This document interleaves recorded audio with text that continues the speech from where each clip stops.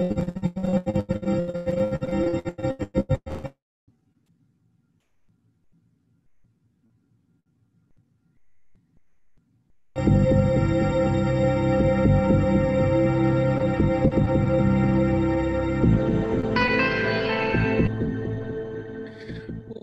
welcome, welcome, everyone, to another Tuesday's adventure into reality.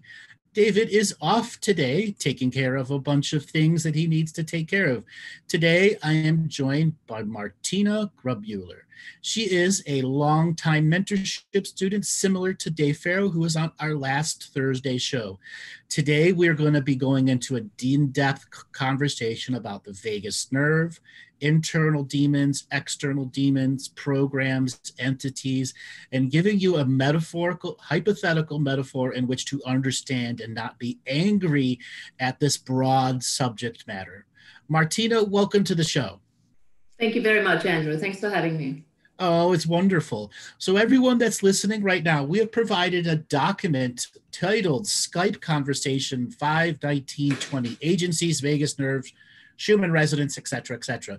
This document was a conversation Martina and I had in text with a number of other people, and they were asking me specifics about karmic entanglement, energies, and then the variety of people that call, and you can tell that have a variety of internal self-created, external demons, and a couple of other situations and scenarios where you can clearly realize that the person is being run by something that's shame, blame, guilt, internally created, that they're stuck in a cycle and can't get out of. So this document we provided here is reference that we're going to be going over and expanding on manyfold. So the first thing I want to say is what we're presenting is a hypothetical metaphor. Why? It is very easy to get angry at anything related to the word entity, demon, or any other adjective that describes something that's taking away from your sovereign power. This metaphor and hypothetical scenario is there for you to help you understand without directing anger at it. If this type of information challenges you in fear or paranoia, you may have some relation to the subject matter that's coming up. And it's a way for you to do inner work, self-healing and self-nurturing without finding very advanced forms of fear. Martina, you want to give people a quick introduction of who you are and a little bit, and then we'll get into it? Yeah. I'm basically a change catalyst, I think, to say it in a broad spectrum. And what I have been doing all my life, I've been looking at finding a coherent way of human embodiment, and also of getting more and more interested in the galactic and the universal potential, trying to reach that. And that's what I'm teaching. That's what when I work with people along those lines. And it comes with all the various roles. And you're a healer too. You've got the Bowen method and a bunch of other hands-on healing techniques, yoga built into you, stuff you've been practicing for years and years. And you've been a mentorship student since early 2018, and I've known you since 2015? Yeah, I think I had my first reading with you in 2014, actually. March 2014. Yeah. Very interesting session. Yes. And here we are all these years later and going at this next level here. All right, so if you are in the Zoom chat room, you will see a link for the document. If you are watching on YouTube or Facebook, there will be a link to the doc that allows you to go and download it and view it. We're using this document as a reference, information for you to take home, but we're going to greatly expand upon it. If you're one of those people who's a studyaholic, actually likes to do this material, it will be very beneficial for you to write down questions during this time. We will answer questions and take callers later on, but go back and transcribe this show. We're doing this show for a specific reason. We are at a level, a time, a place and space time where when we begin to look at the unseen, we can't allow it to make us afraid. We want to unveil what's behind the curtain without you going, I hate you assholes on the other side. You can't do that. If you were immediately going, I hate you assholes on the other side for this information, you have already gone into charge and polarity and already lost the point of why we are trying to expose this. Okay? So Martina, The setup of this conversation is we had our mentorship call, and we do what was called the hot seat, or the roasting. And you had gone through an intense roast, and you asked the nature of a question about the difference between programs. And you want to set up the first question there? Yeah. We were talking about entanglements, and that question came up. So what is actually the difference between consciousness entanglement and what is the program? Everyone, take a think about it. Consciousness entanglement in a program. Now I'm going to read what my initial text response is, and then Martina and I are going to expand on this very high level here. Okay. A program may or may not be consciously entangled. It depends on how empowered with life force the program is. The more we are out of our body and letting the program run us, the more it is entangled with our vagus nerve. The vagus nerve gives it access to our special skills, which often creates a confusion of what is the soul and what is the program. In the caller's case, they lost control of programs and body control from nightmares long ago. When I flipped the frequency with what's called the peacemaker card in the repeat after me scenario, it broke down the two sides into clear programs and clear I am. The I am feels emotion, the program does not. The external entity runs the program and was booted from the vagus nerve long enough for there to be a system reset.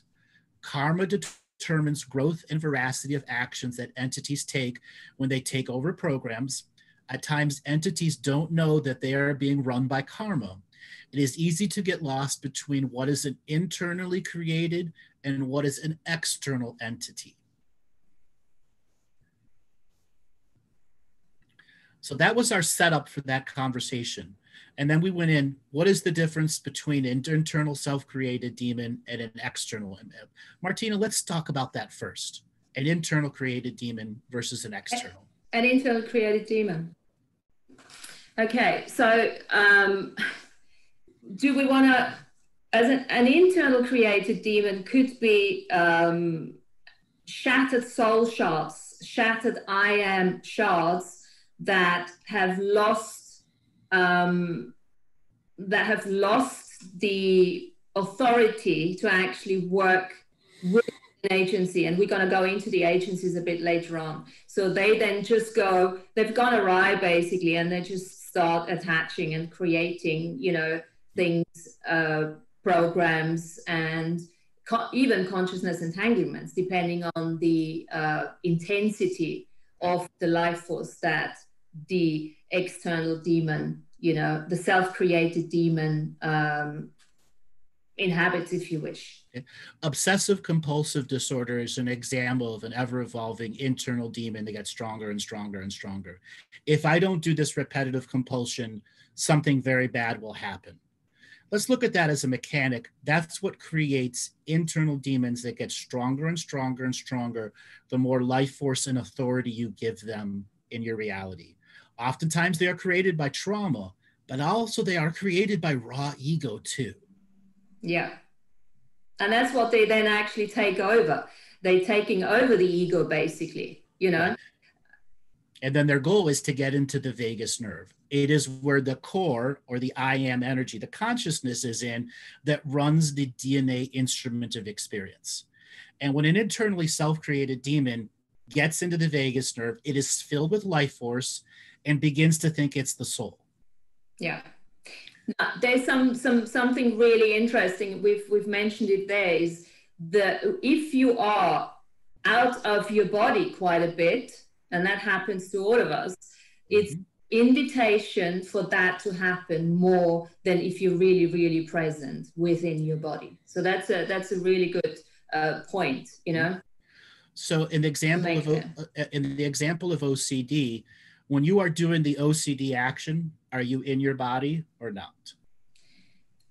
No, I'd say no. You're actually already, You're letting the program do it as an experience. Exactly. So that would be, yeah. You don't have the authority to stop it. Yeah. And then we were also saying, because that might even start people to say, oh my God, as soon as you use the word demon and all of that. But this is a program that can be changed. So it's not something, you know, and it's interesting because you were saying something in terms of, I said, it's very easy for anybody to change that. And it's quite interesting. You said it depends on the DNA skin suit at times, if they can, you know, do it by themselves or if they need some help. And that's quite an interesting one. And the DNA skin suit will determine how much karma is holding them back as negative consciousness strands. And this is where the concept of agents and agencies come up, which we're going to get into in a second. Now let's talk about external entities and how they externally ruling internal programs, because this is the setup of what's coming up next. So an external entity is literally something that is external of you. Now there are times that soul shards are from other lifetimes, which are technically external of you, but they have a frequency, harmony, and vibration match to something inside you, which is an unhealed state. That external source, which is an external entity, finds it very easy to imitate being you. Okay, that's one type. And then there's the fully external source, something that's a discarnate, discorporeal being who's there to feed on life force and harvest things all over the many layers of reality that's in. Oftentimes, external entities are looking for programs to abuse within you. Okay, let's talk about, both you and I have seen all sorts of entities, self-created, internal, external, and define what an external entity is. Yeah, I think you just did that to a certain extent. You know, it's where I've actually, you know, to be honest, let me just. So that's it's a life. You just explained the demon now, didn't you? A demon in my cosmology is something that has gone from only knowing one or two ways to harvest energy, being a basic ghost, to learning tens of thousands of ways to harvest energy and having minions underneath it who tithe energy up. That's a demon. Yeah. Old and knows many ways to manipulate energy and people, places, and things. Yeah. And this is where you're saying, I remember the I am, it could be an I am that did not want to pass over. Correct. Okay. Generally, an I am, off-world, on-world, doesn't matter, something that has stopped its astral world transition into its ancestorship, and it is remaining an entity that can't fully produce its own light. Therefore, must begin a parasitic journey. Yeah. Exactly. So it can't maintain its own body, and that's why it is starting to cipher off the energies from everybody else. So how does that actually, what is a ghost in all of that? That sounds a bit ghosty, doesn't it? It is a ghost. A ghost only knows one or two ways to manipulate energy around it. Yeah. And it can't make physical manifestations because it's too much energy for it to put out. Yes. So that's the distinction then between a ghost and a demon, is basically the capacity of ciphering of life forms as such, life energies. And then giving energy too. Part of what demons do is they will give you a boost of energy and then take a whole bunch later. Yeah, yeah. This is why we always say there's always a value in the beginning. You know, we don't want, you know, I always said, I don't want people to get all, you know, fearful about demons, because there was always a value attached to that at some stage, why they were contracted out to them. And then there comes the time where that is no longer necessary. And that is the level of awareness where we need to acknowledge that, you know. Okay. So now we're going to go a little deeper. What is the sympathetic and parasympathetic relationship as part of the DNA instrument of experience? This is where the rules often get blurred, obscured, and violated. Karma can weigh heavily on the development of systems early in life, which sets up job hunters to fill roles. Job hunters, recruitment agencies, and staffing companies. Now, this is the nature of the conversation. We're going to be referring to recruitment agencies, source staffing agencies, as something that is there to help the synchronistic flow of the universe and the fetus in the blueprints thing to keep you on track. Now, as soon as I brought this concept up, everyone in the text conversation was like, huh? What is this? What does this really mean? Let's give people a reference of job hunter, recruiting agency, before we delve deep into that, based off of what we've already talked about. Okay, so basically there are the three elements where you got the human, and then you got the middleman, the agency, and let's just call it agency. And then you got the employee of the agency, which would be the entities. That's the way we looked at it. Yeah. Now, the agencies, and that's a really big point, the agencies are pre-I am. Key to understanding, pre-I am. So explain that a bit more to people. And they're outside of time. So because the I am, let me just make that, the I am is actually finite. And the agencies are outside of time, infinite. So you're constantly working, with the agency. So that makes us the multidimensional beings that we are. Correct. But a bit more on that. So pre-I am is fetus in the womb. And then the fetus in the womb goes through birthing and the great forgetting. But for the first 2 years after the great forgetting, the fetus in the womb is still linked to the I am, begins unfolding at around 2 years old. So oftentimes in the very beginning, a fetus will this big plan, and they know that they're going to need good, bad, and different things. So they will make a series of contracts. My mom's going to give me my bottle late on Thursday, April 28th, when I'm 1 year old, which is going to piss me off as a baby. I'm going to fart and shit all day long. And then my bottle's going to come late again. And then I'm going to call my staffing agencies, customer support, and going, what's wrong with my mom? The baby, in a forgetful state, realizes that the mom has challenges also.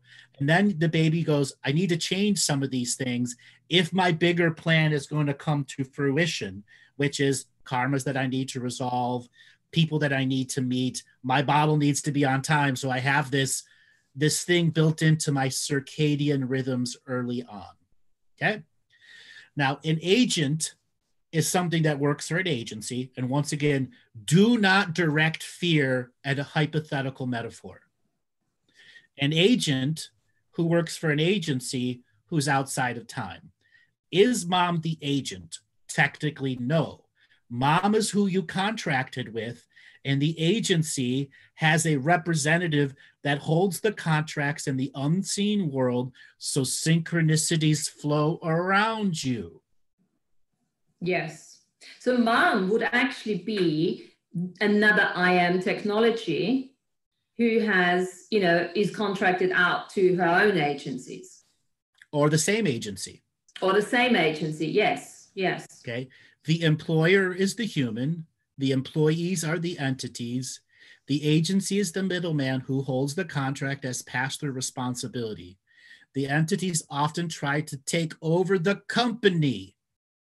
Yeah. This is where so many things get confused. And this is why I decided to use this hypothetical metaphor as this agency, source staffing, okay, for the good, the bad, the indifferent that you need in your infinite synchronistic life. The agency can look through the infinite amount of people and synchronistically align them in your life. Now, not all agencies have the same qualities and standards. And this is where we got in depth into the conversation of frequency, vibration, and match. Okay. Are there any external factors in the human working with the agency? Now let's look at that term, external factors, human working with the agency. Yes, the culture you're working with. Very important. Example, if you're in an Indian or a Muslim culture, you have radically different than if you were in a German or a British culture.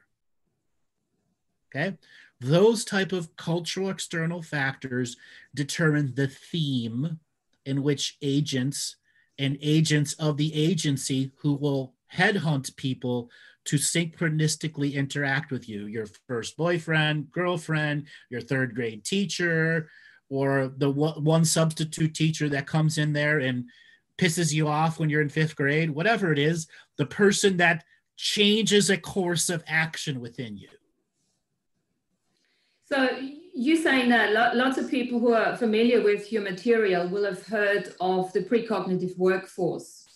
And you just explained the precognitive workforce there a little bit, didn't you? Right. It's like a little bit of, you can't really make huge distinctions here, but just for the sake of understand or trying to cognitize it a bit more, this would be, you know, talking when we talk about the precognitive workforce, you know, where they actually, and I like when you said that, where you actually, they help you line up synchronicities, you know? Yes. It's almost like they're the goodies a little bit. Yeah. So the precognitive workforce has the highest standards and practices. Yes, the agencies don't always have that. There are times that you have a contract that can only be resolved in low frequency. And at times you got to go to those low quality agencies on the corner of, I don't like that street and holy shit. Okay. Yeah. And contract the corner agent entity to say, find me the worst. Yeah.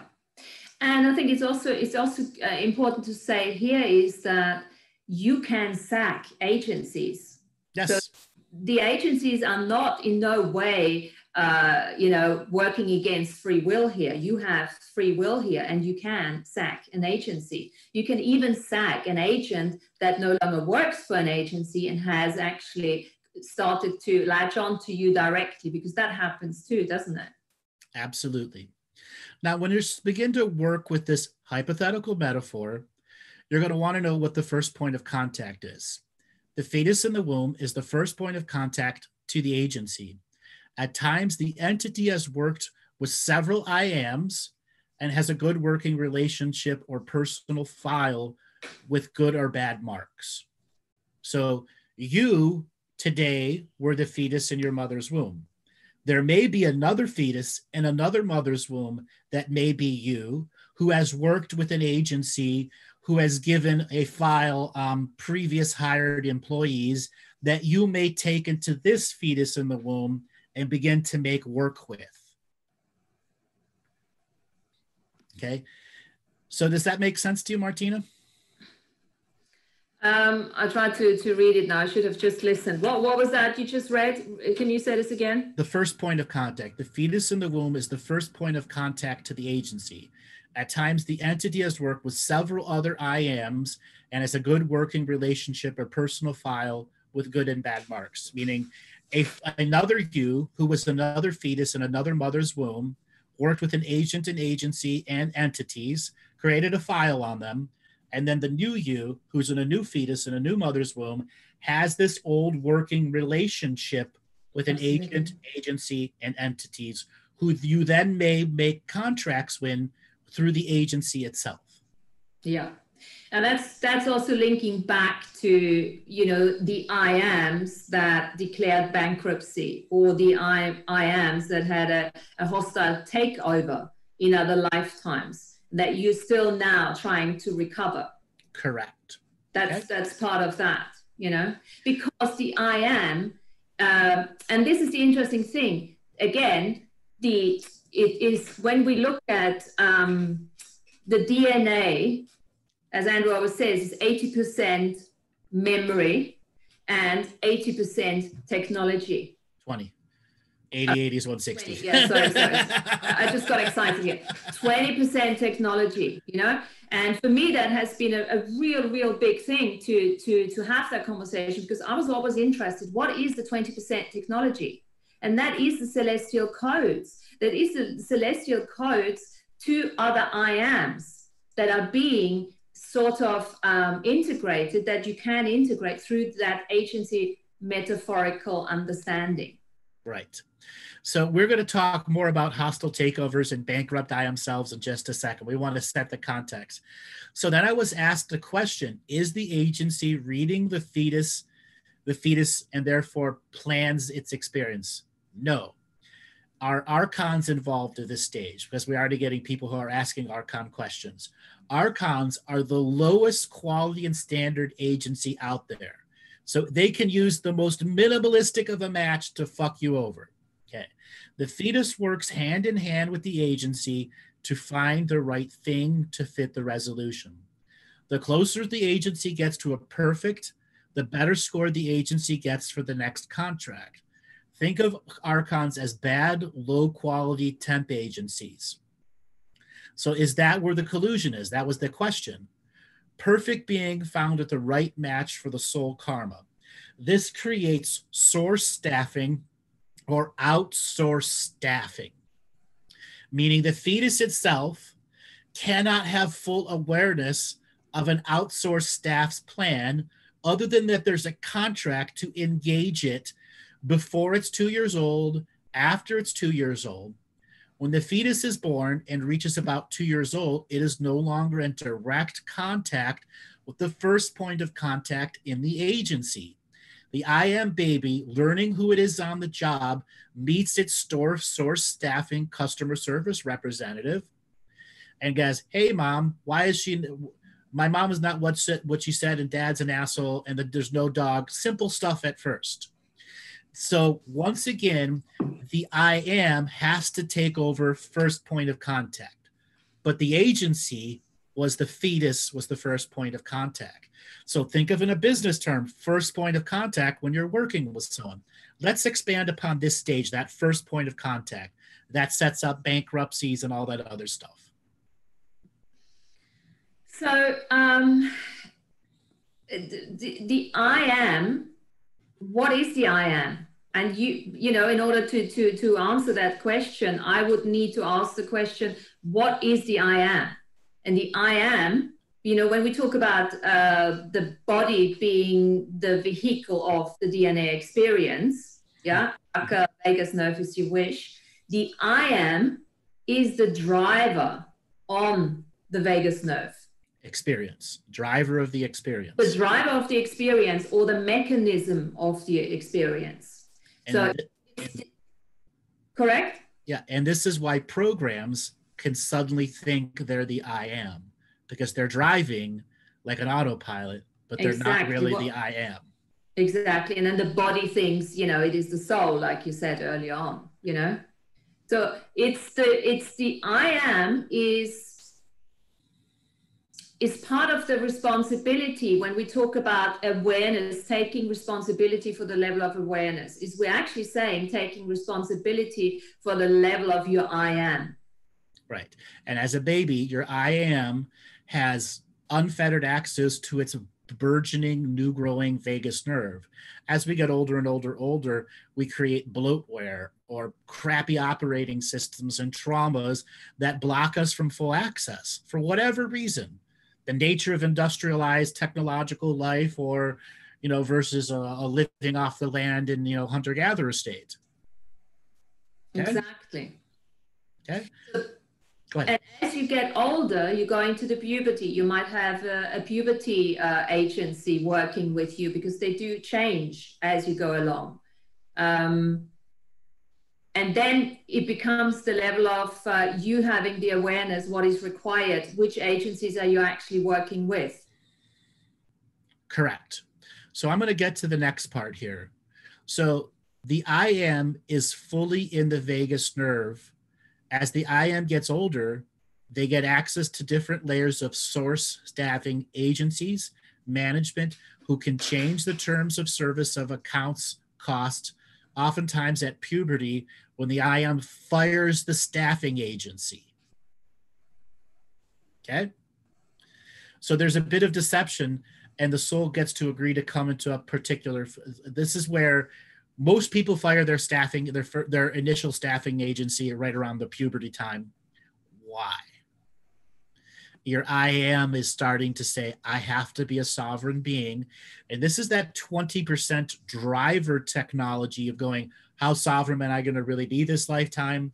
There was an infinite fetus planning, a greater resolution.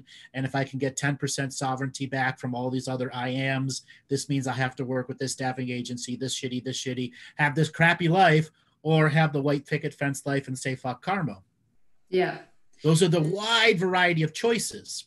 Now let's just focus on firing the staffing agency at puberty.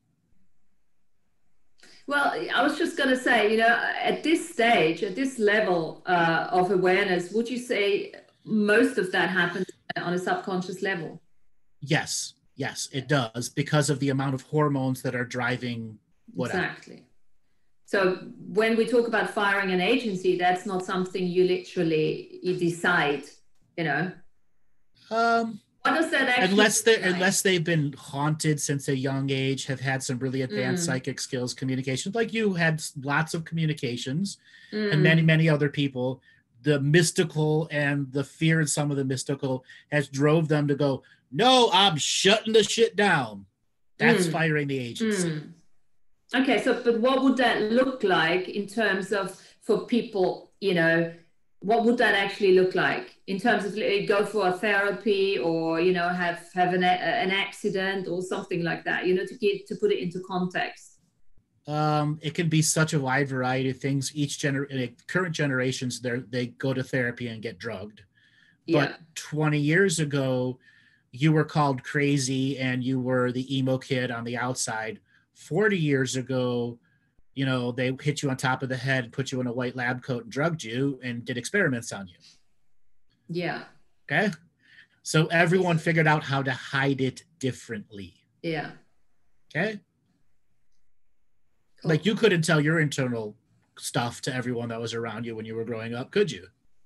No, and to be honest, I had no awareness of it either, what was going on. If I would have known then, I would have, you know, but I didn't. It took me another 30 years to figure that.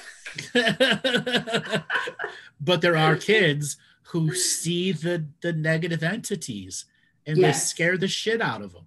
Yes. And then they go to shut the vagus nerve down and create these programs that put a cork on it. So the I am is there doing the things it has to do, but whenever it doesn't need to be there, the programs are running them. Yeah. Do you want to say a bit more on that one sentence, which I remember is the I am is fully in the vagus nerve? Do you want to say a bit more on that one? The vagus nerve is essentially the underwear and undershirt of the I am. Mm-hmm. To operate the body with special skills, that's where the I am is housed, in the vagus nerve. The vagus nerve has access to the entire consciousness DNA experience machine. Yeah. Now, that's the control room. Get that. That is amazing. So any type of work you can do with regards to the vagus nerve is powerful. Exactly. The vagus nerve is your control room. You know, and again, I come up with these metaphors because people here, we wear these skin suits. You do wear it. But does clothing make a difference in the experience? Absolutely, it does. Yes. Yes. Okay, absolutely, it does. It allows us to experience all these different layers of information coming to us that amplifies memories that are chemical memories that can become long-lasting light memories, so that hundreds of IMs in the future can know that this memory was powerful. So, okay, I don't want to lead you off track, but can I just ask one question? No, sure. I'll ask it later. Don't worry about it. Carry on. So 1 second, we want to let everyone know, if you're listening on Facebook, YouTube, Twitch, Twitter, Periscope, and want to come and join the Zoom room, they're right on your screen right now. Go to www.zoom.us. The meeting number is 911-001-1974. Or if you want to dial in from the United States, Canada, United Kingdom, Australia, there are the dial-in numbers for you. We will be taking questions only from the Zoom room. So if you are anywhere else and want to come and be a part of the Q&A session inside the chat room, please come and join the Zoom room. So, Martina, we've now been going for a half hour, and we've blown through half this document already as a setup, okay? Mm-hmm. So part of the setup is understanding how the I am functions inside the DNA technology, what the I am uses to line up synchronicities, okay? There is think of it as unattainable potentials. So the fetus is creating these things that can be unattainable unless the synchronicities are there. The planning side is about infinite potentials. All too often, the fetus looks for the best, highest way, but along the way, it forgets that it needs solid foundations and contracts for the solid foundation to work long time. The fetus is the one who gets the majority of the metaphorical blame in this hypothetical metaphorical sense, where we're using an agency, source staffing to set up karmic resolution. Okay. At times, staffing agencies has been contracted by previous IAMs to resolve something in unawareness. The next fetus who becomes an IAM after forgetting in the birth canal. So this aspect is, there are certain things that could only be solved in unawareness, even at the infinite side of the fetus in the contractual womb. Okay. It could be seen both ways. It depends on the elements that impel a cross-generational lesson or resolution.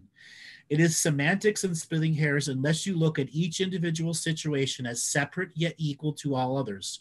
Sometimes former IAMs have had a corporate hostile takeover, or a former IAM declares bankruptcy and leaves its legacy to the employees, who are what?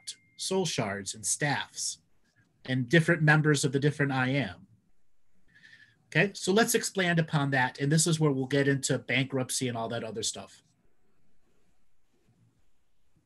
We got a question. You said so many things now. Where are we going with this? The former IAMs that are bankrupt and contracting in future IAMs in unawareness, which is where so many people get confused and direct anger when they shouldn't be directing anger. Yes. So that is linking in with the understanding that you are not just flesh and bone skin suit, and there is so much more going on.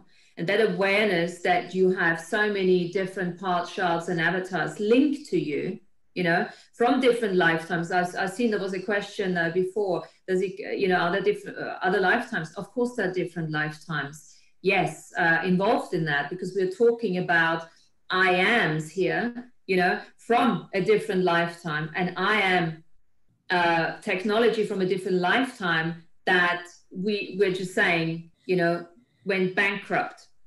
So I'm not entirely sure where we want to take that. So let's talk what a bankrupt IAM is. Someone that gave up. Someone, yes, okay. And let the programs run them for an entire life. Yes. And then in their post-life review, they probably chose to not cross over right away and were temporarily a ghost, which created a longer form of shattering and soul shards. And then something happened to make it a crossed over IAM that didn't have one point of contact. It ceded authority to its programs as a dead person. Yes. Yeah. Now, that's really important to understand here, because once we are out of the skin suit, once we get out of this IAM technology, we become part of the sea of consciousness again, you know? That doesn't necessarily mean, though, that you're perfectly healed just because you're pure consciousness again as such, you know? This is exactly what you're saying here. Right. So those shards still want to be healed. They want to be either integrated in the I am presence now, if they have a contribution to make, or sent into different universes or something. I don't know what you want to do with them. Correct. So there are times that a living person now has become a bankrupt IAM now, or has ceded all authority away to something else. So their IAM presence here now has the power to boot out all other IAMs if they are trying to run their agenda through IAM presence now, or corrupt staffing agencies, soul families, or other soul family staffing agencies. Now, what this really means is an IAM at any point can go into the vagus nerve and begin the journey of self-mastery, self-healing, self-nurturing, and kick out the negative programs that are in there. Which is like, you know, if you've ever lived in a snowy country, you got to keep plowing and plowing and plowing the roads. It's a continuous set of work. Okay. It's not just something that you just clap your hands and it's all done. If you think of instant gratification as clearing your vagus nerve, you've lost the whole point of self-healing, self-nurturing, self-mastery. It always is going to come back to that. there are times that you have given authority to a protective part of you, a program, self-created demon, that takes the authority and says, I get to work with the staffing agencies, you don't, and doesn't fill you in on any of the emails or memos. Now, we hear people in our callers all the time, things that are just happening shitty in their life because they're not in their I am. So I ams who have had enough soul shards in them, and the soul shards begin to take over the I am spot in the vagus nerve, and then begins contracting with the actual agency in unawareness of the I am that it's making contracts. These are known as false synchronicities. Yeah, yeah. So this is probably also a good time to mention that the I am technology literally is a technology. And the I am technology, if you're not protecting it as such, can attract, just like any technology, which, your computer, which doesn't have a virus program on it, is open to basically parasitic influences from the outside. And that outside is not necessarily something outside of yourself even, could be part of your I ams from a different lifetime or something. Okay. So it's really important to understand that. So Martina, on the document, I've just highlighted a section that I want you to read, and we're going to send this section to the, have the audience think about this. So that highlighted blue section, I want you to read that. That highlighted, okay. So the vagus nerve is the universe in realized potential. The I am must learn to drive the vagus nerve like a race car driver. The vagus nerve is the highway. The Schumann resonance is the speed limit sign or no speed limit sign. The staffing agency like to give speeding tickets without authority and really slow you down. That is you out creating the finite plan. There are construction zones where the I am set up its building phase, and at times the I am creates a rebel who screws up the plans. Now, we are getting into the nitty-gritty of free will staffing here, internal self-staffing. And this is where traumas take over the planning. The fetus gets shut out of this part and tries to get itself back into trust with the I am. These are the blame, shame, guilt, fear agents that exponentially get worse over age. So faith is a component to understanding the levels of separation. And loss of faith, trust, is loss of control of the vagus nerve. The meta teaching on trust, and I think that's something Andrew has mentioned many times, gives it a high level explanation. So now here is where old corrupt staffing agencies are locked out by the I am Rolodex of old sourcing systems. The I am in unawareness has tapped into the corrupt agencies and starts staffing a future through the vagus nerve. Is that it? Yep. Yeah. That system. So that's it. So let's expand upon, I'm sorry, my video's screwing up. So let's expand upon what you just wrote, because this is one of those key things that helps people understand what the I am is here to do. So let's break down those few paragraphs. Okay. So let's get here. The vagus nerve is the universe in realized potential. Okay, so we have talked about that before. The vagus nerve is really the potential, universal potential that you can, in this lifetime, realize through your level of awareness and through the work.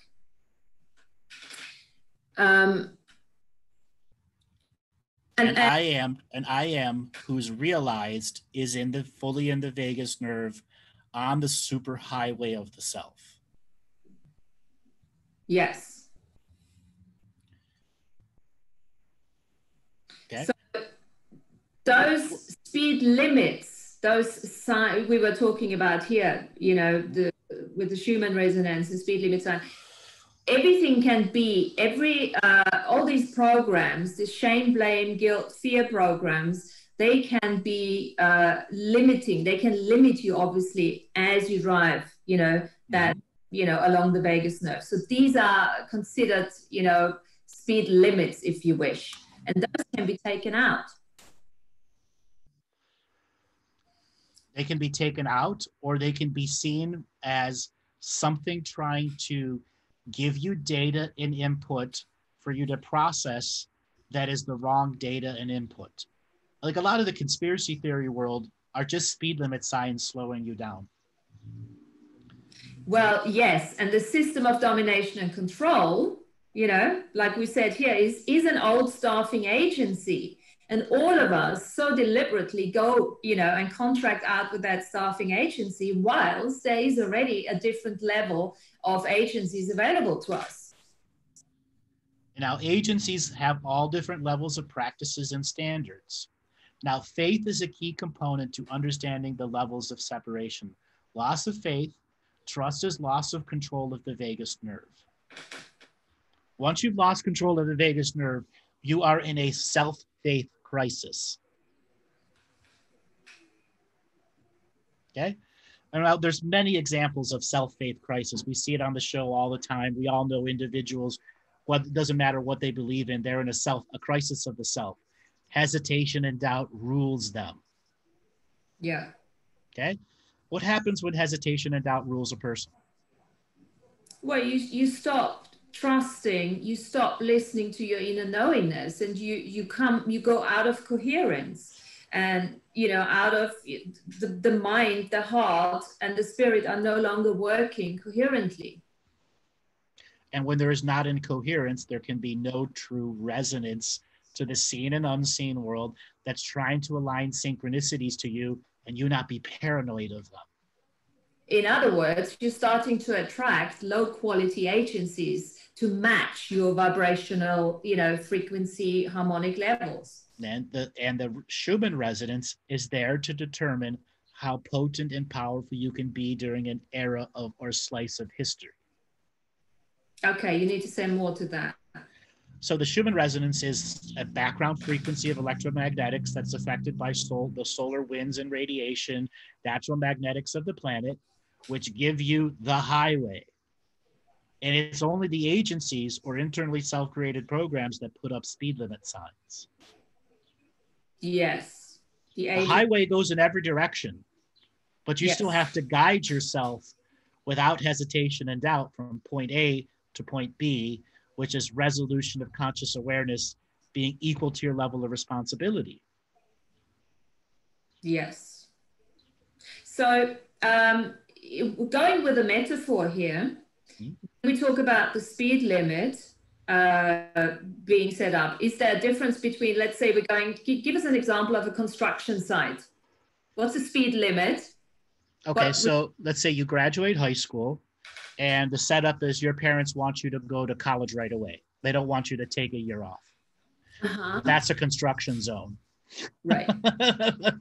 Do I bypass the construction zone and take the year off and make my own sovereign free will choice, or do I jump right into college? Yes. And college is a 4-year construction zone in which all these things have been pre-contracted to happen synchronistically, but at any point in time, you can throw that plan away. Yes. Cool. Okay. Other examples of construction zones. Let's say you've decided that spirituality, shamanism, self-healing, self-nurturing is the path that you want to take. You're creating that construction zone to limit the speed of programs who may race out of control and take you off the path of self-healing, self-nurturing, self-mastery. So is there value to that? Absolutely. Look what it took for you to get yourself under control so that things weren't racing in different directions, overwhelming you with emotions. Yes. Now, Andrew, I would say that goes the other way around too, though, doesn't it? Yes, it does. It's both. It's bidirectional or tridirectional or quaddirectional. It is how the I am sets up discipline of the self. So is that your coining of the, what's that learning? You call it all the time? That self-illuminated master. Nah, forget. I can't think of the word now. Don't worry about it. Carry on. So the journey to being a self-illuminated master means you can't let your programs run you out of making something relevant just in a moment. Programs bring up a subject matter that have charge and polarity behind it. And as soon as you give into that, the program is running you. The I am isn't. The program is in the vagus nerve doing things for you. Yeah. Curiosity learning. Yes, when you follow curiosity learning, you are letting programs run you. Yes, that's okay. So that links in nicely there. So for what because lots of I was always curious what exactly does curiosity learning actually mean? How is it connected? And there's your connection there. Yeah, it's not really you. So let's break down. I'm curious of something. Are you the neutral observer? Yes. No, you're not. Why? You already have charge and polarity out of curiosity itself. You're already controlling a subject matter, right? Which is right on the edge of unknown, that the brain's going to fill in the unknown before it's known. Okay, so this goes into, we're probably going off track with that if I ask that, because that would be the feeling part that comes in too. That's where you're connecting to feeling, Correct. Where it takes you into polarity, instead of the opposite of all of that would be the harmony, vibration, and frequency teaching, which we probably have time to go into. Well, we got plenty of time. This is where we set up the frequency, vibration, and harmony teaching. Okay. Construction zones are all about frequency, vibration, and harmony. They're there to make you better. They're there to make you better. Cool. Okay.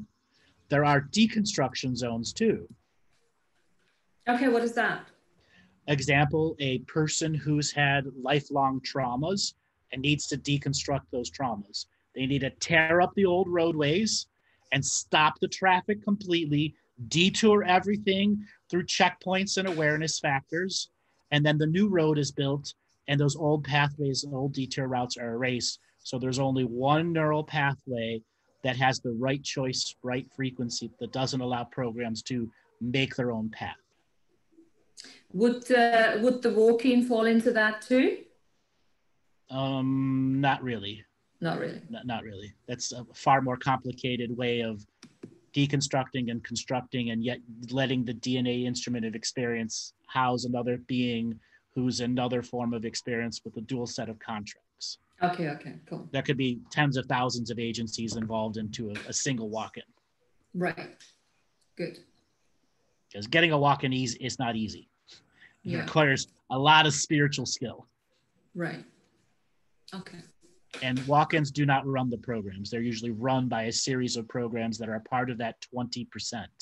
80% memories and 20% universal systems of evolution and consciousness strands that are required as a space-time equation. Celestial codes. Correct. Yeah. Cool. Those are the celestial codes. Cool. Now, the Schumann resonance is not one number. It's many, like a team dance combination. There is no one common Schumann resonance around the world. All of them make up the orchestra of consciousness. Sometimes you have many orchestras playing different interpretations of the classics, at times other playing remixes. Mountains, lakes, deserts, and rivers alter the Schumann resonance, as well as the seen and unseen life force in those areas. Think of the Schumann resonance as the key musicians are playing in. So from an electromagnetic perspective, can we become capacitors of that resonance in our shamanic practices? Would that be useful? And my answer to that is you're already doing that. So can we use the shaman resonance to find the proper agency? The answer is no. The agency is a choice in awareness and unawareness, or both. The Schumann resonance just determines the veracity of interaction or speed limit signs. At times has nothing to do with the Schumann rates. It is the key or note value that allows things to act in synchronicity, false to real. Best matching actions seen and unseen so manifestation comes out in the proper level of power needed to resolve. The quality of the agency will determine the power level of the time of action in a key. Our modern lightworker community has bastardized the Schumann resonance into something that it is not. Idiots with YouTube PhDs try to hypothesize something into an absolute truth. The Schumann resonance is there to keep all living things, seen and unseen, on a celestial musical key. Free will allows us to explore many keys that can create resonance with the natural way of living or disresonance. A disresonant state is the cacophony of chaos, and chaos is its own universal key. Let's break that down. The Schumann resonance, seen and unseen manifestation, and how our consciousness operates on a key, universal, natural chaos. This is that harmony, frequency, vibration, resonance teaching. Cool. So, okay, so this is a real big mouthful. I can't even remember that I wrote that I transcribed that, to be honest. But what I'm looking at that is to simplify that. You know, I remember you asking me the question. We were talking about something, and you said to me, "Are you a match to this frequency? Are you a match to that?" And that was a very interesting question. Are you actually a match to what we are discussing here in order to take it further? And then we got into looking, what is frequency? What is vibration? What is harmony? Right? Mm-hmm. So if I recall that now, the frequency is the spark of whatever you're saying, whatever you're being, creates a spark, an impact, a potency, and that is what the frequency is. I'm actually thinking, can we, and tell me if we can't, but can we compare it with taking a stone and throwing it into the water? So if I take a stone and I throw it into the water, the frequency would be the spark that, you know, the intensity that that stone creates. Then we have the vibration, and the vibration would be the how far does it expand out over time? So let's say, for instance, you know, whatever we're discussing here creates a spark in someone. And then the question is, how long will it take for them to forget about that or to actually maintain or integrate that? That would be the vibration. And then the harmony, the way I understood it, is that has a time-space equation to it. You know, it's like you could say, and you do this so often, you could say something now that actually has implications and understandings, memories, if you wish, in the future. Yes, but the laws of frequency, vibration, and harmony do not include consciousness as an entanglement. You can be a vibration match, a harmony match, or a frequency match individually, connectively, or separately, and it have nothing to do with your consciousness. Your consciousness gives consent, but the universal laws of frequency, vibration, and harmony can match you without your consciousness entanglement, because that's the laws of the universe. Like attracts like, dislike creates a disresonance, and it creates a natural separation of frequency, vibration, and harmony, which is the Schumann resonance, allowing us to separate or go through this fractalization process. Yes. So this is really, really now looking at, this goes beyond the I am. Correct. Because the I am is finite. Now, this goes beyond the I am. And it's nice to just have something to compare it with, you know? So let's ask the audience the same thing I did to you. What makes you, individual audience members right now, a match for listening in this time-space equation today? So go on to the chat room and type, what makes you make yourself a match?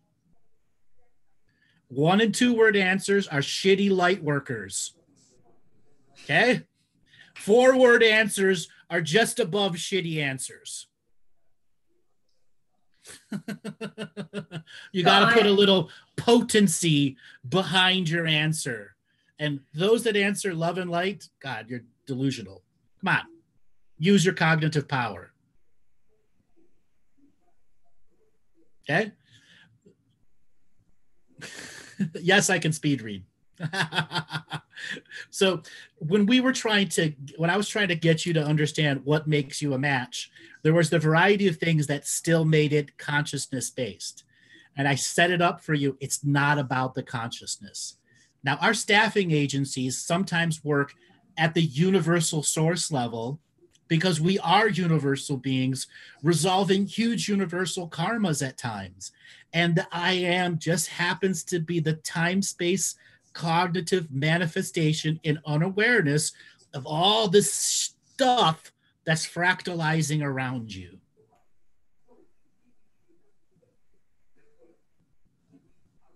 And spirituality is beginning to make sense of that infinite fractal or great mystery and begin to be clued into its moods, themes.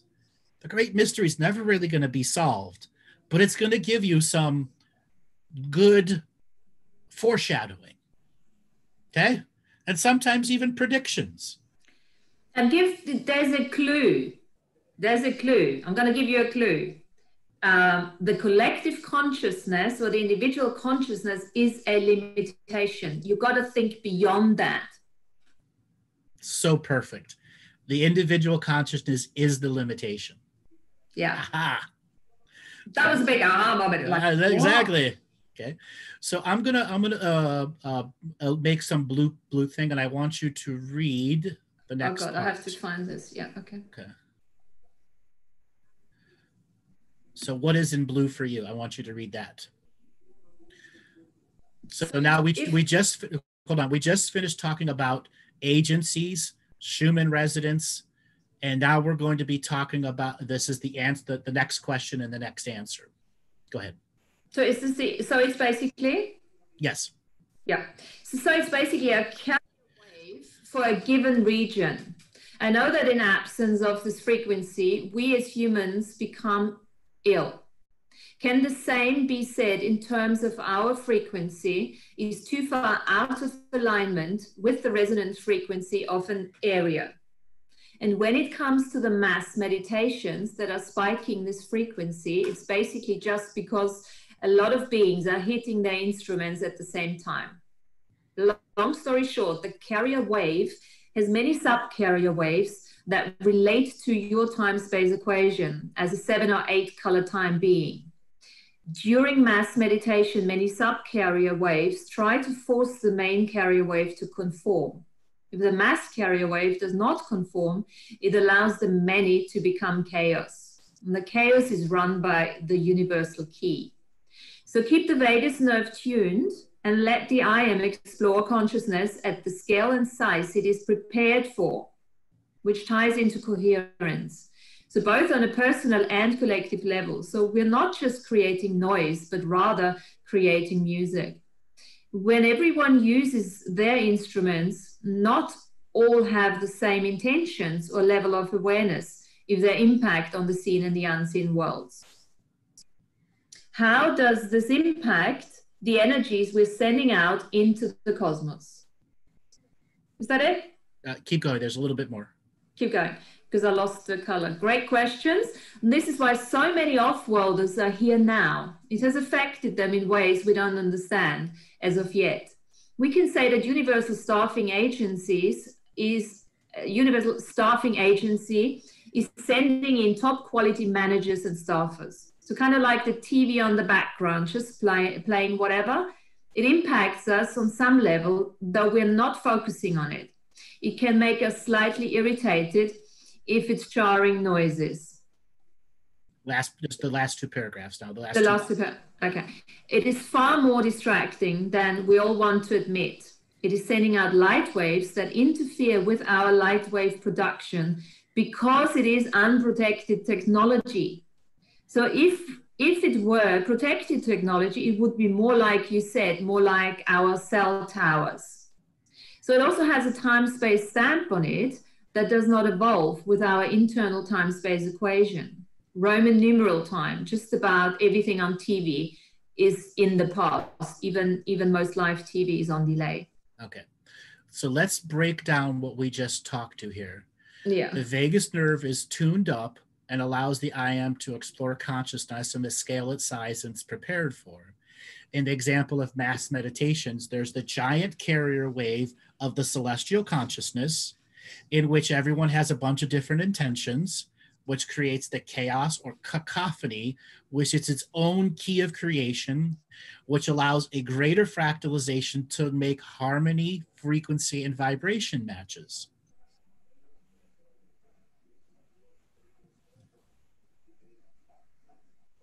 Okay. Now, those harmony and frequency and vibration matches on a very big scale, humans are trying to always perceive, understand, and know and make absolute. That is the limitation of consciousness. There are levels of the experience that the consciousness cannot compute. And feeling, add the feeling, because that's a biggie. Yeah. Feeling is not intuition, yeah? Feeling is not intuition. I want everyone to think about that. How is feeling not intuition? Break that down in yourself. If you're a feeler, you feel and you're not using your intuition. You may think you're using your intuition. Intuition does not have an agenda. Feelings have an agenda. Your intuition is not always your knowingness.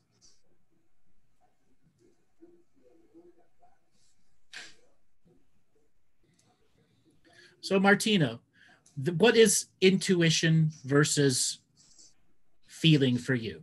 Because you're a feeler, and we had to break this down as an experience for you. Absolutely, and I've been a feeler, all my life, and I've been proud of it too, because lots of feelers are proud of being feelers until they start acknowledging that it takes you out of infinite possibility, because it puts you into polarity. And yes, we are creating within polarity and duality within, this I am technology. So that's but there is another level of creation that is outside of that.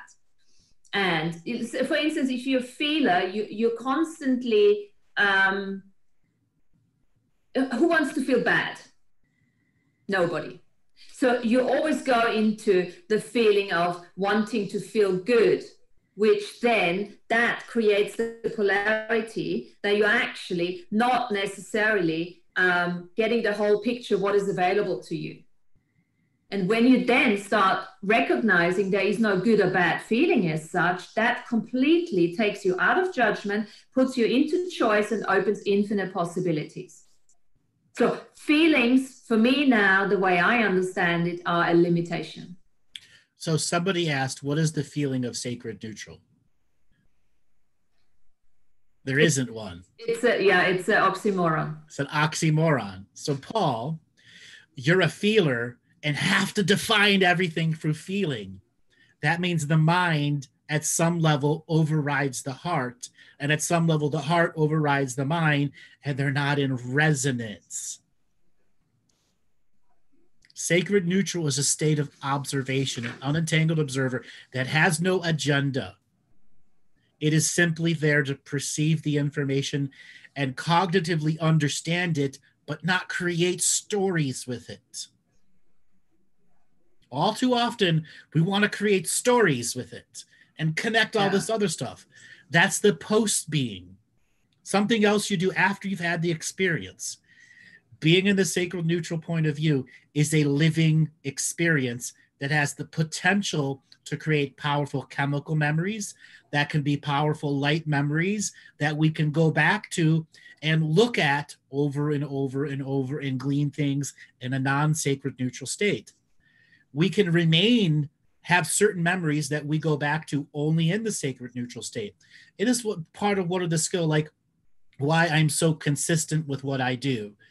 I can go back to the sacred neutral state because I know there are certain memories that I can only perceive and work with in the sacred neutral state. Now, raw intuition does not use emotional data to create cognition. Beautifully put. Expand on that. Expand on that. Stolen it from you, really, but I know. But because it's interesting, when I started working with that, I started realizing that it was almost like the more you go sovereign neutral, where's my passion? This passion was what drove me. At least that's what I thought, and then I realized I asked the question, what is beyond passion? And I will read that to you because there's no other way of saying that, because that's it. That one sentence that you gave me is a teaching in itself and the show in itself.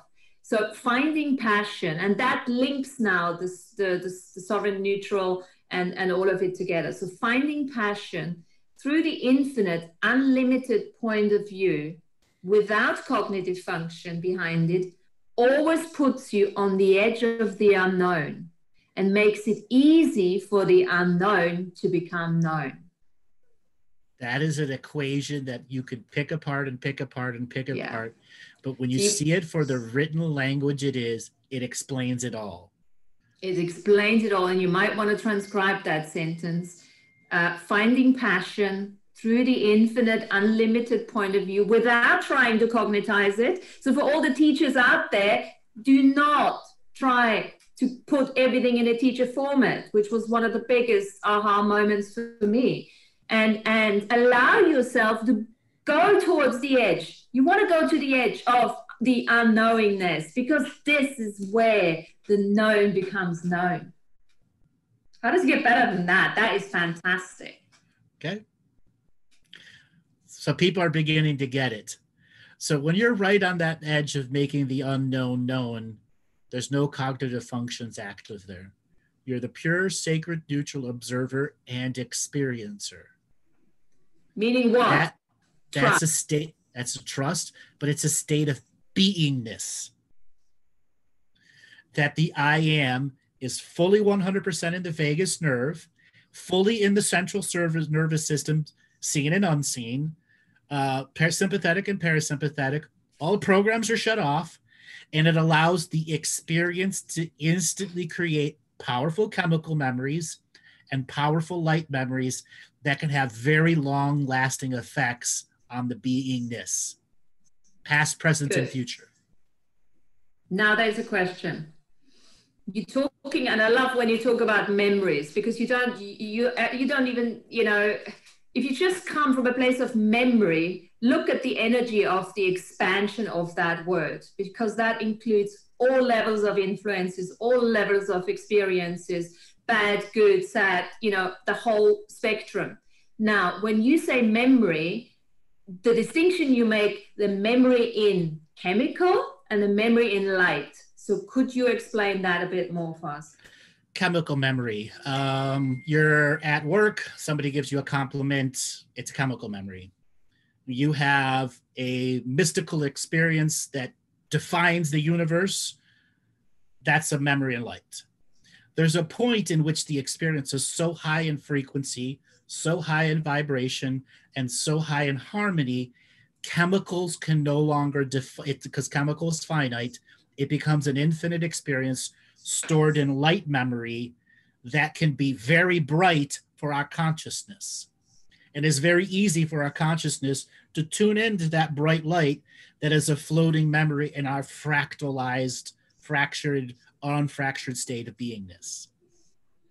So the light memory would be the memory we're looking at when we go into celestial medium, when we get out of the I am technology. So cart before the horse, celestial medium is a series of experiences in light that has gone through the infinite validation that the finite being is the infinite being simultaneously, and the journey to being the medium is balancing finite, infinite over and over again. Right. One more question to the chemical memory. Is that somehow related to the feeling? Yes. So people who are stuck in programs are making chemical memories at a very low empowered state. That's why so many people, I don't remember my childhood. I don't remember this. And I say it with sarcasm. You can remember it. You just have to gain the power over the vagus nerve to realize that they're covered over and camouflaged with this low frequency vibration. And there's another link to that now, to the physical body and to the dis-ease in the physical body, because the memory, you know, we used to talk about thought, but let's call it memory. The memory itself creating the chemical, and the chemical is impacting on the homeostasis of the physical body. Correct. And then the homeostasis of the physical body is going to continue to produce memories at the finite chemical level. Sometimes you may have a powerful chemical memory, like really good sex or powerful victory in business, but it's not ecstatic euphoria last for months. Everyone has had some kind of experience that has truly motivated them. That's the finite, the difference between the finite and the infinite. It just lasts and lasts and lasts and lasts and lasts. Yeah. Okay. Also, chemical memories, you can over-harvest them and lower their frequency. That's like being stuck on a state when you were super creative and you're going back to that state. You're harvesting that chemical memory over and over again to feel the present. Light memories that have bypassed it, you can go back to that experience and it can refill your finite you over and over and over again. That's interesting. We need to look at that at some stage, that over harvesting of a chemical memory there. Which is the previous state of beingness, and the previous state of beingness is not the now. No, exactly. That takes you out of, that puts you into limitation because it takes you out of the present moment. Right. Okay, so this is also now when we, just a reference back to the agencies, because there are agencies out there, well, all the agencies, they're looking for your state of presence, for you basically now exploring that, as we just had, they're looking for your state of vibration, harmony, and frequency. And then they can match and bring into your life, because that's what they're supposed to be doing, right? Places, things, people, you know, that are actually contributing to your life. So I'm going to read the next part, and this is about time syncing. And you wanted to go deep into this, and we're going to. Good. Staffing agencies look at how present you really are. They see it as a time-space equation so they can match with you a being of similar resonance to your time-space equation. This is called time syncing. Once you are in time sync with an agency, it can contract for you people, places, things, objects, art pieces, anything that can create an experience that manifests as a memory with lasting expressions. Astrology is a big part of how the agents can work with people. It builds on what sticks in light memory, trauma memory. From there, a blueprint is formed. The system of domination and control looks to predict you the same way and tries to get you to work with its staffing agencies. Thus, why so many unprotected technologies are dangerous to the I am's growth, because they can time sync with you and pretend to be a high quality agency when they're really an Indian call scam person.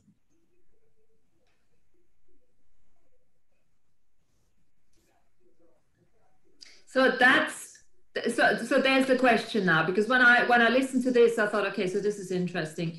So there you're asking me, am I a match? This is a really cool question to ask, guys. Am I a match to this? And what does that actually mean? Because if you think you're a match to it, and you're not, it could actually work against you. You're forcing a match. You're forcing a match. So there's a couple of things. And the one thing, I just want to kick it off there, saying that we always talk about being a level of, or being responsible for the level of your awareness, right? Now, I want to add to this now. You have to take responsibility to be a match. Bingo. Keep going. Yeah. You have to start looking at, am I a match to this? And remind yourself, this is outside of the I am. technology. This is outside almost of consciousness, what we are just saying, you know. This is pure vibration, frequency, and harmony. Am I taking responsibility to be a match to that? And in an understanding, how can an I am take responsibility without feeling? Yes. Yes. Okay. How does an I am take responsibility without feeling? I'm going to pose that to the audience that's listening here right now. 1 word and 2 word answers are just crap. Try to actually put some cognitive power behind it. Okay. So Martina, a match, as I said before, does not have cognitive functions behind it. And in most scenarios, whenever you're cognitively doing something, you're forcing a match. You are not in that state of emanation, allowing the natural ways of the universe to fractalize and align synchronization, harmony, and vibration with you. As long as we're controlling the outcomes, we've already missed the experience. So from my experience, what that means when I started exploring that is 2 things. Oh, well, the first thing is non-judgment. You have to stay out of non-judgment, you know? You have to go into that space of infinite possibilities. And you cannot, look, you always use your mind, because the mind is connected to the heart. And that's obviously the link actually here, because let's, for instance, when you listen to a song, you know, and when I listen to a song, for me, it's like I can't hear the words. I have such difficulties to identifying the words, but I can feel it. When you feel it here, and all of a sudden, I don't know, you might have tears or joy or whatever comes out. That is almost that type. That's when you are a match to a vibration, to a frequency and a harmony. Is that a good example to use? That is a good example. And obviously there are many ways to expand and explore it. But right now it's the base understanding. We don't want to be over teaching here. And there's a reason. This, for many of you, is your first draft. And you've got to cognitize it as a neutral being, as a being of charge and polarity, both. Why do you think they have to do that, Martina?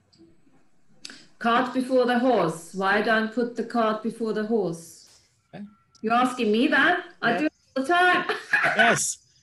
because you're working. What? Because you're working with a technology, with an unprotected technology, and you don't actually know what the I am is capable of attracting or sending out. Right? It's almost like you've got to understand the vehicle. It's not a vehicle, but the method, the mechanism of the way you create within, you know, your levels of awareness. We're still talking finite here, but the power of the technology is something we need to acknowledge. So as I said early on, you know, it's the 20%. It's just like, it's crazy. We just get hung up on awareness levels, and there's so much more to that. That's where spiritual hygiene comes in, isn't it? This is where all this healing business comes in. This is where, you know, we have to use all these practices to protect, but not from a fear perspective, but from an acknowledgement that we are potent. We are so potent, we can outcreate something with a handful of manifested blinks if we believe in our potency with faith in ourself that has self-mastery, self-discipline, and self-love as its foundations. And if you're not a match to that frequency, to that level of awareness that you're at, I can guarantee you come across very not authentic. Because it's almost like the signature, well, it's part of the signature frequency teaching, if you wish, isn't it? Absolutely. Yeah. Let's get into it. Let's get into it. Okay, so do you wanna run what signature? For me, signature frequency frequency teaching is exactly that.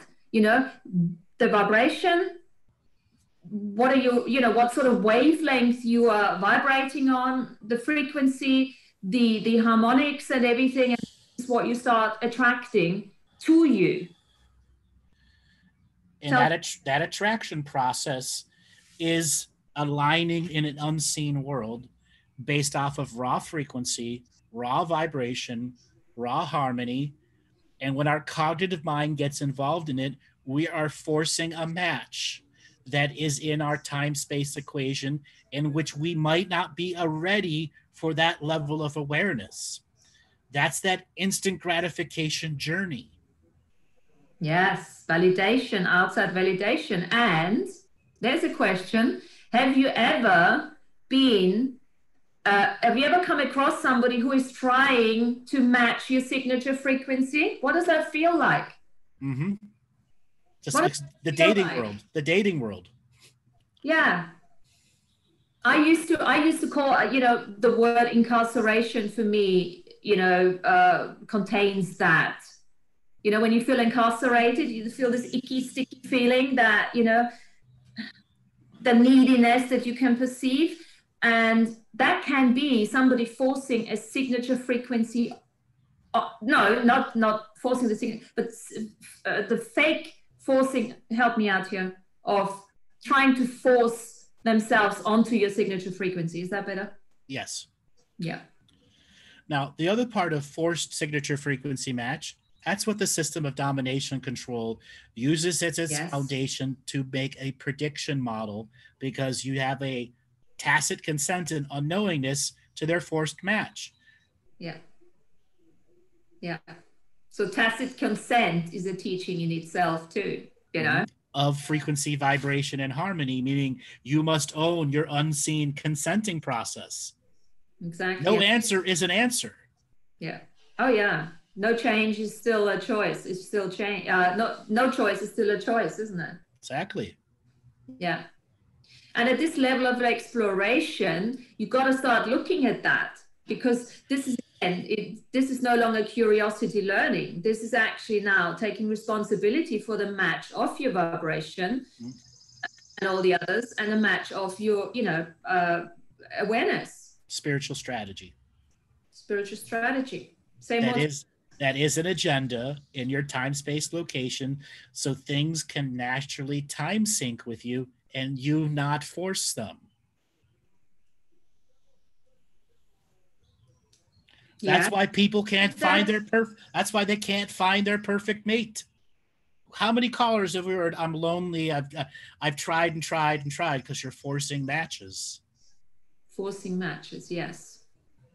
And it's not going to work, because it's not a feeling thing, it's not a cognitive thing, it's a energetic thing. That doesn't have the cognitive forcing behind it. Exactly. Now, the I am's purpose is to cognitize things in a time-space location that has access to its vagus nerve, to be equal to its level of awareness, so a series of experiences can transcend chemical memory, become powerful light memories that can allow us to remember things about us, the Great Remembering, during the Great Awakening, that is part of what? Ascension. Yes. Into higher states of beingness, while still present in this world that has all of these incoherent factors to them. Multidimensional living, time traveling from one dimension all the way up into the ninth, and if you wish beyond, but ninth is good enough. And then working with that place of coherency, and I always like embodied spirituality, that's the level, and we're already starting to look beyond simultaneously, but this is the starting point, embodied spirituality. So somebody asked, what are incoherent factors? Our political system that has no representation, our voting system, rules and laws, banking, government, sexuality, all those things are incoherent factors because they're all trying to force a match in a non-natural reality. We live in an unnatural reality of all unprotected technology with very little people that are responsible to their level of awareness, because we are not taught multidimensional living from birth, which is our birthright and legacy. All right, so I'm going to read the next part here, and this is about time syncing. Hold on, I overdid it.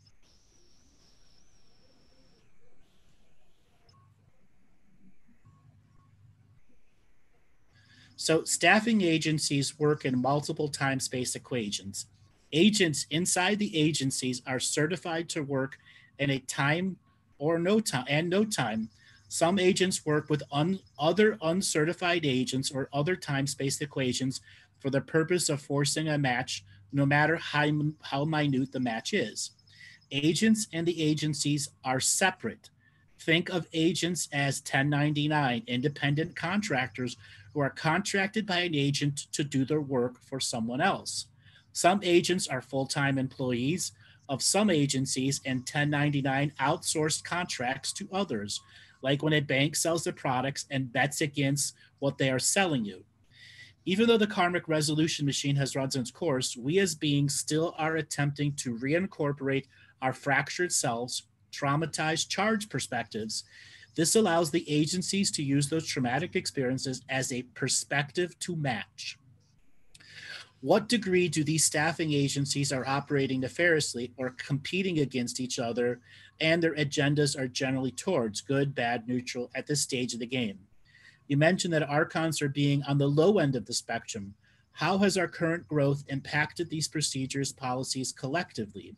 And to follow this up, are these agencies still interacting with the existing manifested beings of the now in different ways if the new feed is coming in? The answer to this is yes, they are still working with you in the now. Islam's domination control is a system in which we are forced to accept on tens of millions of layers, seen and unseen. We will be dealing with agents, and contracted agents of agencies who have 3 degrees of separation from the responsibility of the destruction it may cause because somebody who's not equal to their level of awareness during a time of great awakening. Now, we oftentimes get callers whose life is in a mess. And I give this common answer: self-healing, self-mastery, self-discipline is how you build your stairway out of despair. When you're dealing with any negative agents, entity whatsoever, you have to do the inner work. But so many people resist doing the inner work. So Martina, let's talk about the resistance of inner work and building that solid foundation to be high frequency vibration match without forcing it. Oh, there's so many ways to go into this. I mean, why do people resist?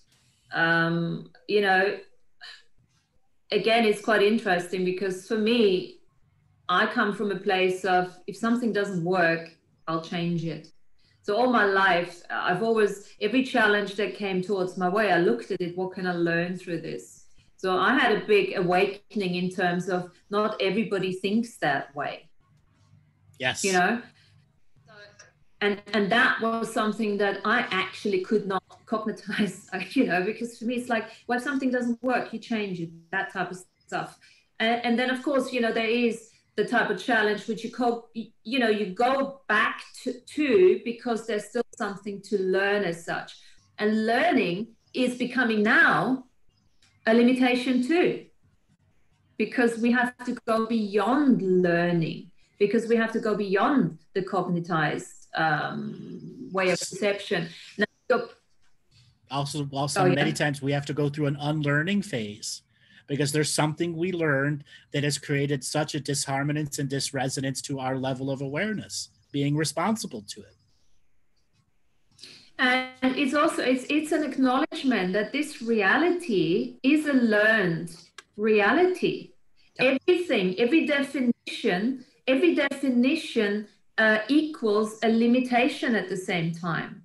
And and having said that, you know, we're working in the field of plenty. Okay, so that's also a coin that you have phrased there. In the field of plenty, the infinite possibilities. Now, in order to maintain a level of interaction and live happily, joyfully, abundant, you have to grow this garden and create some borders, you know, and plant those seeds. We had that conversation in order to actually make the most out of living. And living is, it's not living life. We are here to be joyful and to be abundant, you know, and not just to have one challenge after the other.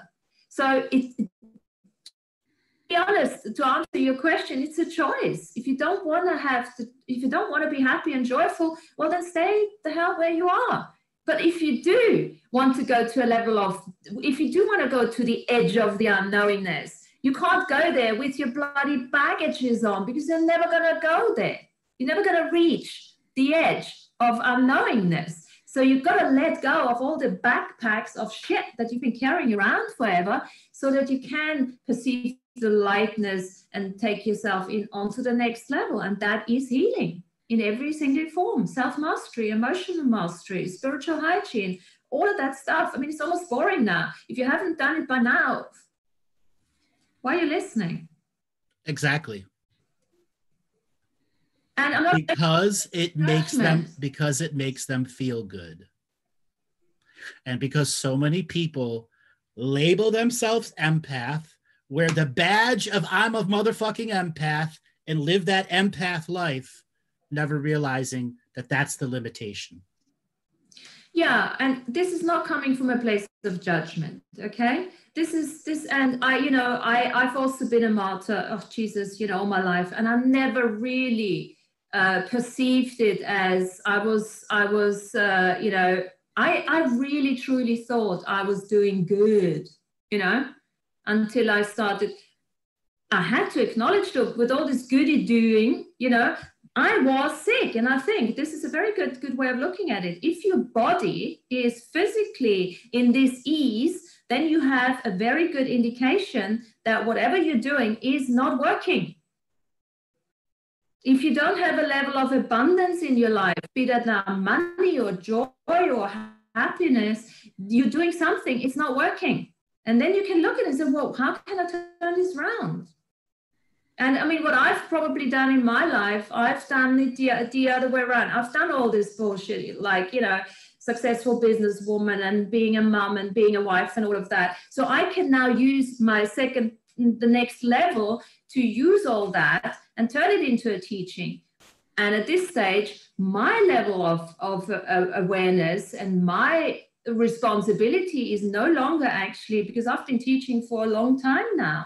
And I've been signed this teacher program. Now it's a matter of take time out. What is my next level? What is my next vibrational match that I don't have to shout out? I don't have to share. I don't have to tell people, just for me, just for fun, not to tell anyone.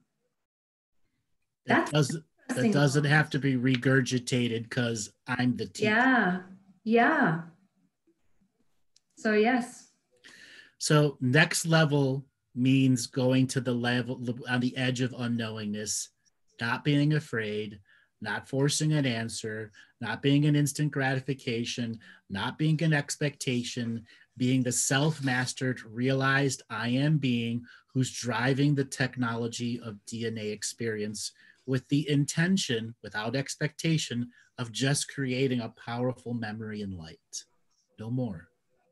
And what better perfect situation that we have right now, with there is so much uncertainty out there. Nobody knows where this is going. This is the perfect timing for all of us to go inside and play with that unpredictability, with that unknowingness, and go to the edge of it. So how do we do this, Andrew? Disconnecting that we have to do it from everyone else first. I see someone in the chat room, thoughts and perceptions out loud. I acknowledge that I have to change my every detail of my life. No, you don't. Too much, too fast. Because I want to be the best I can be for myself and the whole of humanity and beyond, because I am holding us back. You're not holding us back. That is the illusion the Lightworker created community has imprinted in you out of tacit consent. It's an individual journey, never meant to be a collective journey. And you've been lied to by all of those other teachers and presenters that saying it's a collective, we do it all at once, and you got to do it for everyone. You do it for yourself out of self-mastery, self-responsibility, discipline, nothing else. It is not a selfish negative karma to do that. No, and you know, it's also, you know, to give it a picture here, it's the old thing. It's like when you have your coffee cup and the foam is that thick on top of it, then you can share, you know, the foam if you wish. But you will never, don't ever go below and share what you haven't got. Your cup needs to be full because that's when you become the leader of yourselves. The precognitive Exactly. workforce who's there to align synchronicity, frequency, vibration, and harmony without you cognitively forcing it. And everything becomes ease. And I'm not saying easy, and I'm not saying there's no work behind that. And I'm not saying it's just going to happen. No, but whatever you will be doing will be ease and joy. And you'll have fun. I mean, I've been transcribing this thing. You know how long this took me to transcribe? A long time.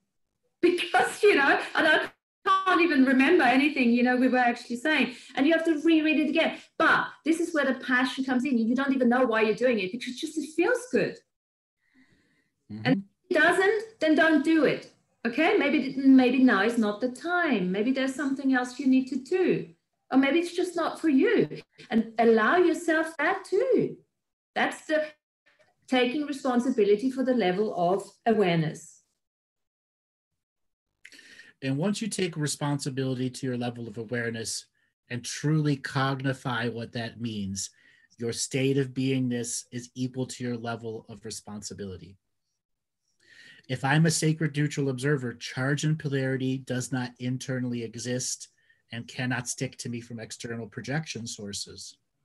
When I change my beingness and I'm no longer the sacred neutral perception, the rules of charge and polarity may stick, may not stick, based off of how much self-work, self-healing, and self-nurturing I've done to not allow external sources to alter my course of perception and perspective. Yes, and also, you know, you're never at an equilibrium level of awareness. You do go up and down. That's what's called balance too. So, you know, be aware of that. If something does stick you, well, look at that and then unstick yourself. Choose something different. You know, there is that level of where, you know, everything does just become a choice at the end of the day. And sometimes, you know, trial and error. Why not? Mm-hmm. And that trial and error is part of creating experiences in chemical memory that become powerful light memories. Exactly. And that is part of duality. And I remember you saying, I think on the last show with Dave, where you said, when does duality become singularity? Well, probably never, because you will be working simultaneously in singularity and in duality, in and out, in and out. I suppose that's what we're doing already, constantly. Like a pendulum. Exactly. So, and this is sometimes we have these weird expectations, what, you know, what spirituality and what awakening and ascension and all that means. At the end of the day, you got to look at it from a slightly less expectation and projection perspective and just say, so what, how do I feel, not feel, but what is it right now, you know, and what else is possible from there? Okay. So what I want to do now is talk to the section of audience that is faux internal workers. Now, faux means you're not really doing the work. You're pretty much not putting a lot of effort behind it. You believe you are. You've got all that placebo belief. I've done my meditation, but that's all I'm really doing. How do you get out of low power action and begin the journey to high powered action? It starts with responsibility to be in your body, to know if I am in resistance to it, I should not be doing it. But if your resistance goes on for days, weeks, months, and years, then there's something along with the resistance that is a program. There are times to do ceremony and inner work and times not to. All too often, many members of this audience overdo the work and never stop. And hear me ask them, what do you do for just fun? Everything you can overdo, you can underdo. And finding that unique intermediary process is discipline. So for those that are the faux self-workers, you have to ask yourself every day, What am I doing that is something new, that brings me on my level, right to the level of unknowingness, that I can cognitively apply out of an agenda and choice, but to not force a match? What is natural evolution for me? It may just be I get in the car and drive. And that's just enough motion to get you out of the groove, the wagon ruts you've been stuck in. All too often, people that are in the faux action, they go to do a bunch of spiritual stuff and they get a spiritual injury. And then they can't go back and do it. Or they feel shame, blame, and guilt for not doing it for the last 6 months. So that journey for you faux people is going, I'm on the edge of my unknowingness. I'm turning off my programs. I'm allowing the joy of being present. I am choosing responsibility of the self to allow my internal source being to help direct me through synchronicities. So what do you have to add to that, Martina, for the faux people out there? Well, it's so familiar to me, because you just know there is the edge, you know. Somehow you can perceive the edge there, and you just want to get there because you know it's something you've come here for, you know.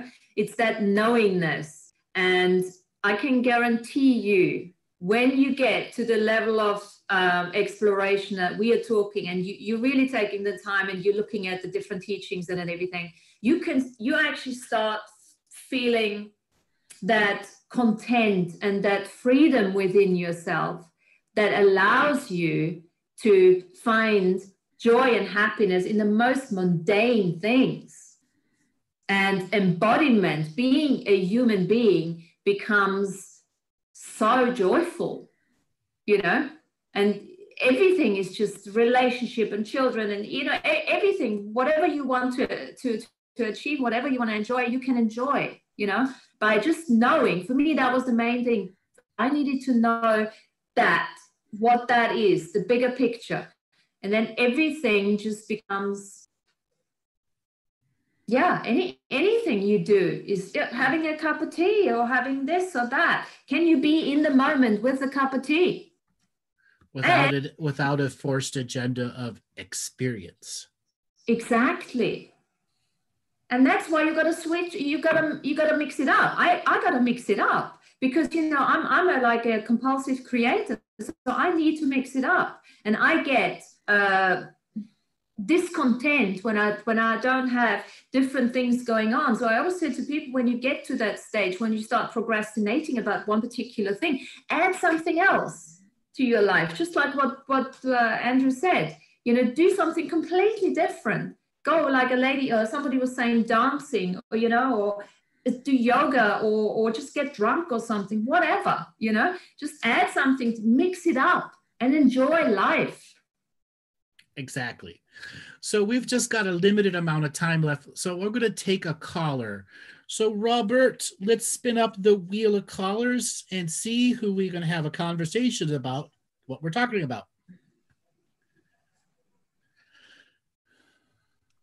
Okie doke.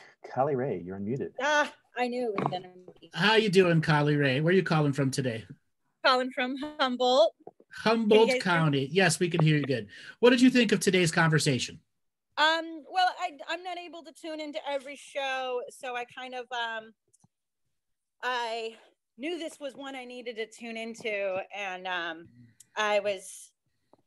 going to have to re-listen to some of this just because so much of the information you share, I'm personally in a place where knowingness isn't my problem, and I've got some physical programs and karma that I'm seeking clarity to you know, move to the next evolutionary process.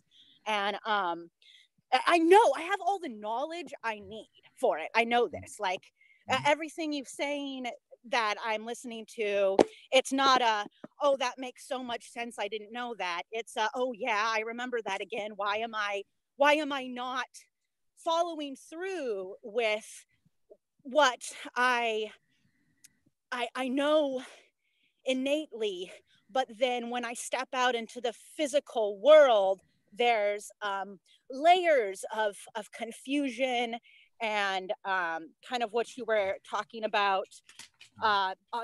Different programs come in, and I just find myself in that hesitation and doubt situation. So clearing the hesitation and doubt is sort of a process I am consciously taking on every day. Mm-hmm. And let's see, I have a question here written specifically for that I came up with. So you were talking about, there's so many things that I experienced in my life that you've clarified just in this particular show, such as the bankrupted I am. And I feel as though I have actually, I'm quite certain that I have met myself in another I am presence. I've met, it was one of the weirdest experiences of my life. And she is still alive, I'm quite certain.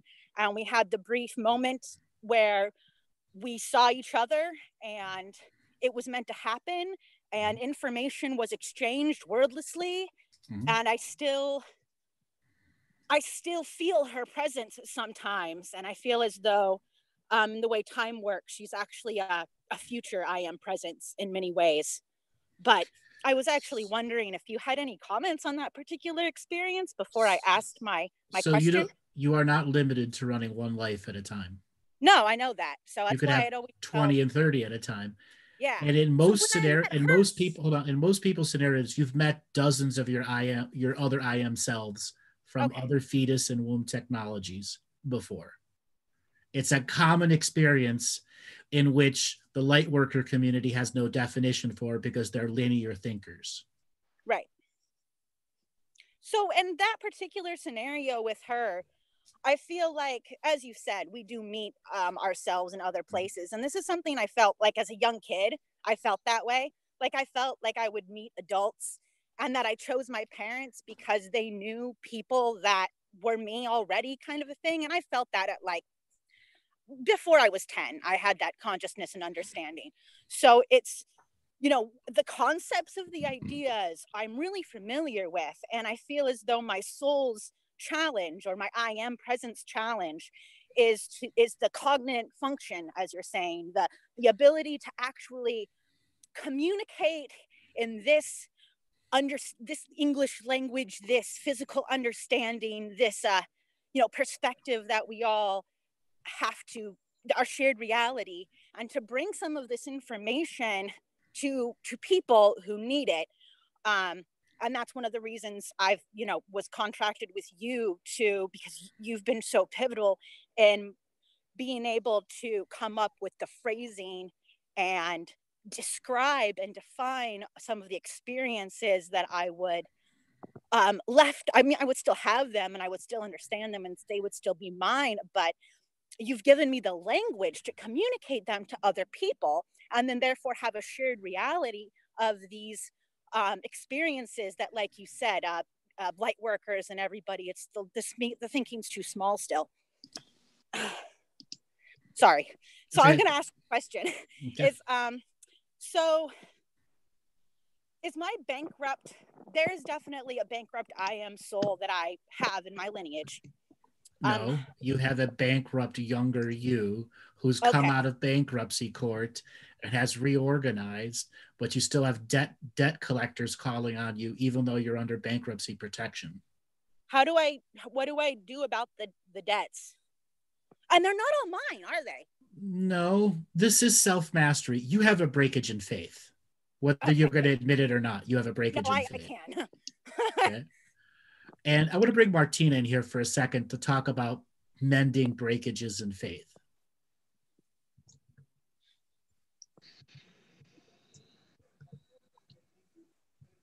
Yeah, I'm wondering,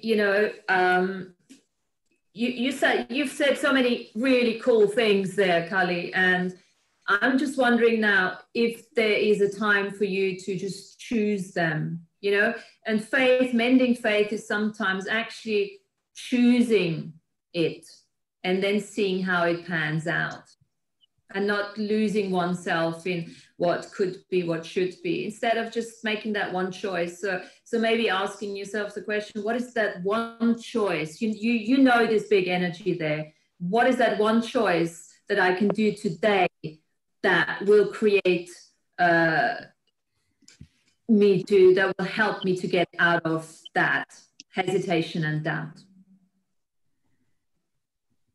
Oh, that is not easy, but I like it. But it is easy. It is the easiest and hardest choice. Go ahead, yes. Martina. Yes. And that's why we break it down, because, you know, it is easy and it's not easy. And you both are right in that, but that's why, you know, you can just break it down. What's the one choice today? And then tomorrow you ask again, what's the one choice today? And then see, once you get your little gratitude pearls in, oh, this has worked out, this, you know, and then it will get lighter and lighter and easier for you to trust yourself and come out of that hesitation and doubt. I like that. Yeah, I feel that's good. Get started, Kali. The thing is, get started.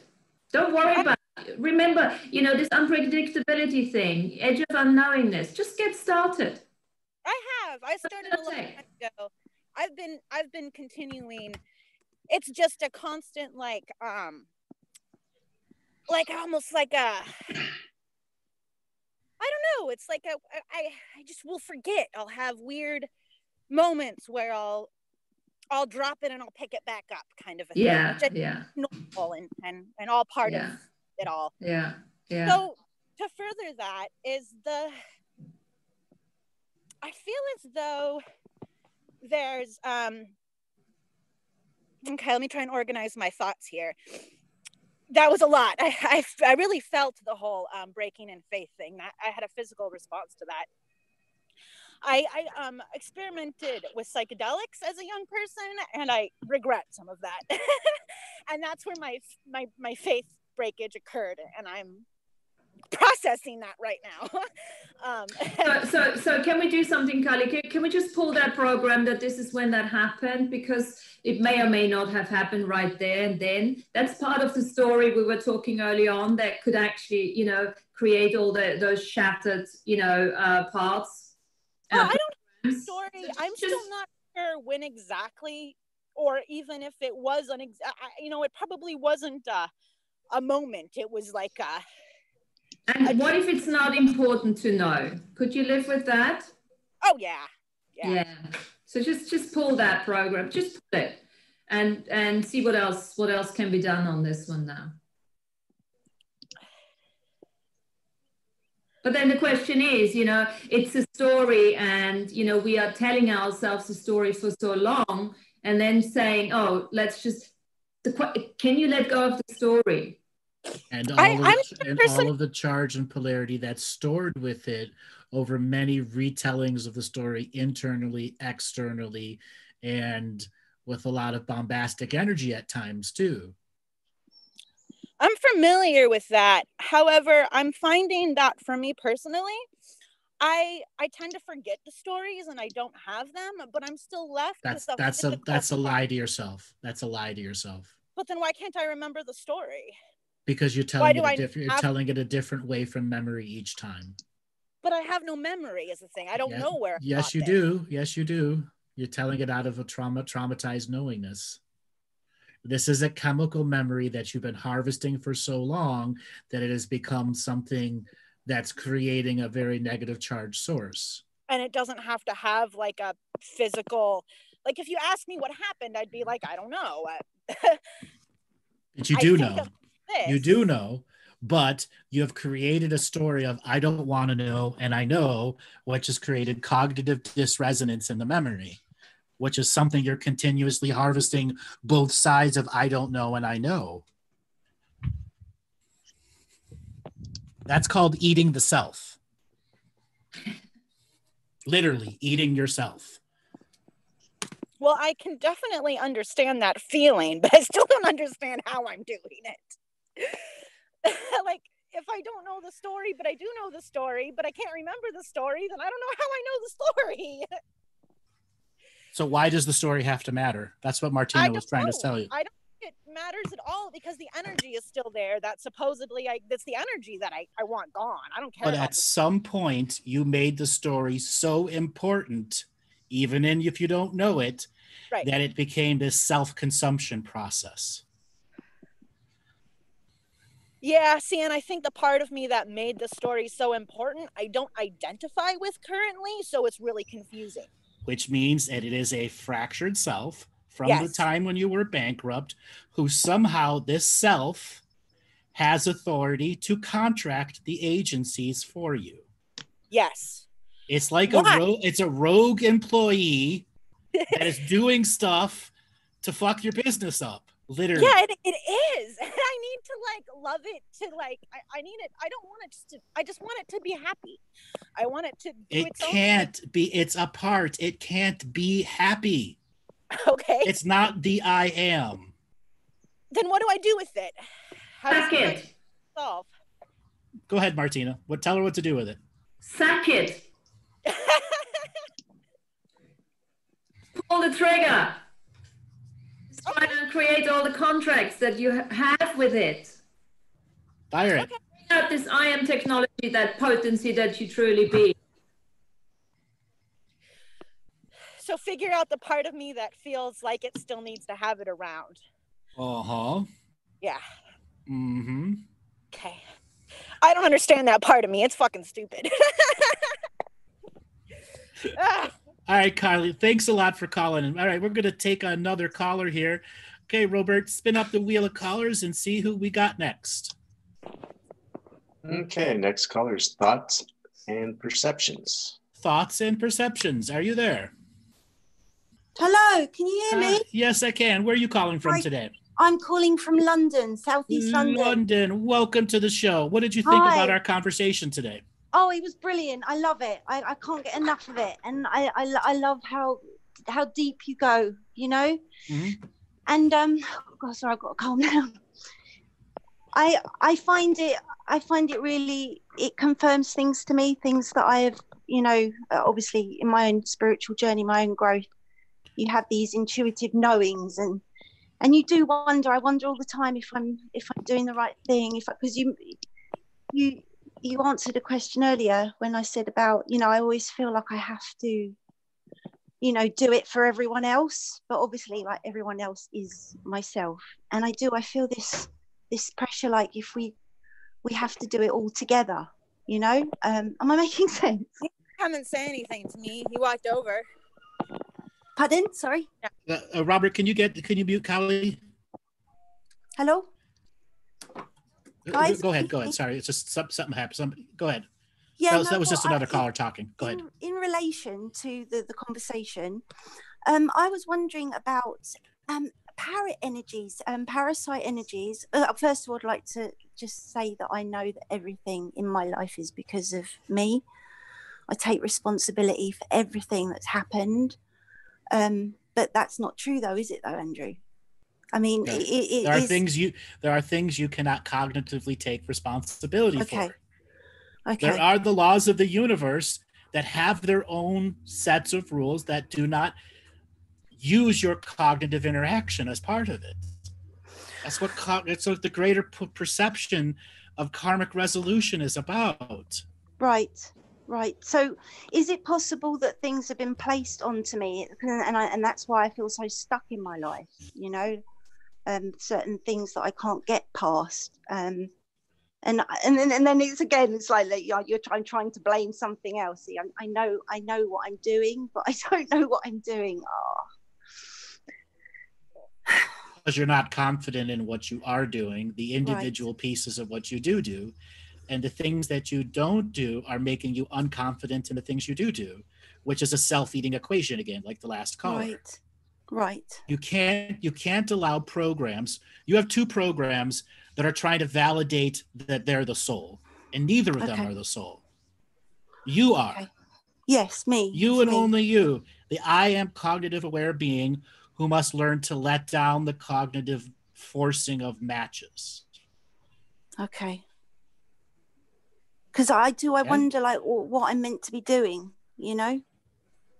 Oh, that's such a crappy question for yourself. That's Yeah. such a crappy question for yourself. You know, like, well, You already like you already know, but you're just not confident in Right. yourself to do it. Okay. Or there's built-in So Andrew, fears and so how come phobias about doing it. other people can see such, you know, like this thing I wanted to talk about, like the para energy, like parasite energy. There's I get certain people that copy me, and obviously it's like a compliment. And then obviously they can see something in me, but I wish I could see it in myself. And I want to get past this. And I know it's all about self-love. You're not, first thing first is you're not them. And you're never going to see what they're going to see. What they see is their experience and chemical memories and chemical light. As long as you are attaching to your need to see what they're seeing and not seeing your own perception, you're never going to understand the point of cognition. That's once again a self-consumption program, a need to see through somebody else's eyes, which separates you from your I am. Why am I doing this? How did this happen? What caused Long this to story happen? short, you created a story that you were disempowered, a little meek mouse, stiff British upper lip, took it across the left cheek and the right cheek over and over again, and whatever you did speak up, you got beat down. Simple as that. And you've attached to that traumatic story that you've been told XX or X, and whatever teachers that have come in your life, both good, bad, and indifferent, have instilled teachings that create programs in you of self-consumption. One's trying to lead you out, one's trying to lead you in, and you can't accept you must be inner and outer simultaneously. I want to bring Martina in here. You know, as from having a woman's perspective on somebody that's in the confusion state that you might provide a little more, because you overfeel everything. Yes. The mouse farts next door and you psychically smell it. Yes, exactly. You can't live like that. No, I can't. I don't want to, Andrew. Okay, Martina. I feel like I've got this greater purpose, you know, like I'm not doing it. Okay, go ahead, Martina. So, what is your name? Hi, I'm Melissa. Melissa. Yeah, hi. I've got a question for you, and go for it.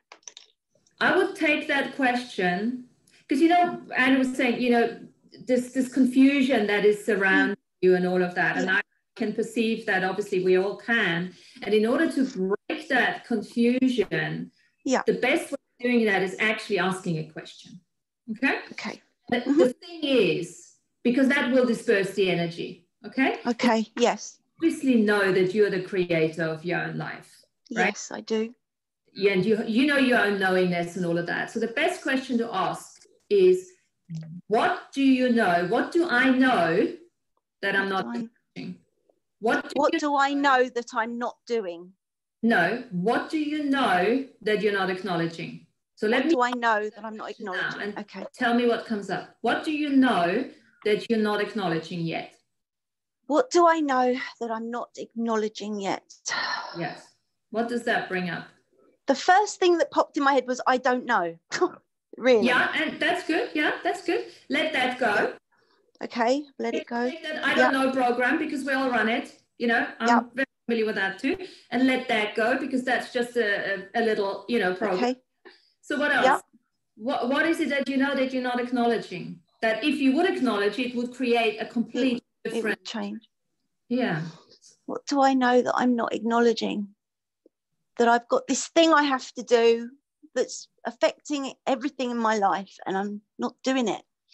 Okay, so is that a judgment? Is that a conclusion? Yeah, I suppose it is a judgment. Okay, so can we do one thing? Please. Can we pull that? Yeah. Can we pull that program? That conclusion? That thing that you need to do that is creating all this confusion. Can we destroy it and create that? Let that go. Yeah, I'd love to. Yep, gone. Okay. Can you do it right now? I'm doing it. Okay. Okay, cool. Yep, okay. Good. Now tell me, what do you know that you're not acknowledging? I felt a little bit empowered then. Oh, interesting. So what else? A little bit. Something else. What is it that you know? What is it that you really know that you're not acknowledging?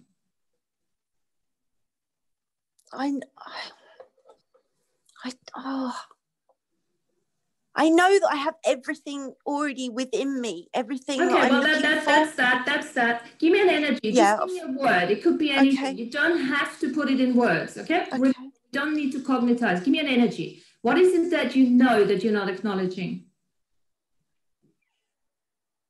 Myself. Okay. Good. Yeah, that's good. Leave that for now. Let that just simmer a little bit here. Yeah. Yeah. Yeah. Good. So that's already changed. Fusion is gone. Yeah.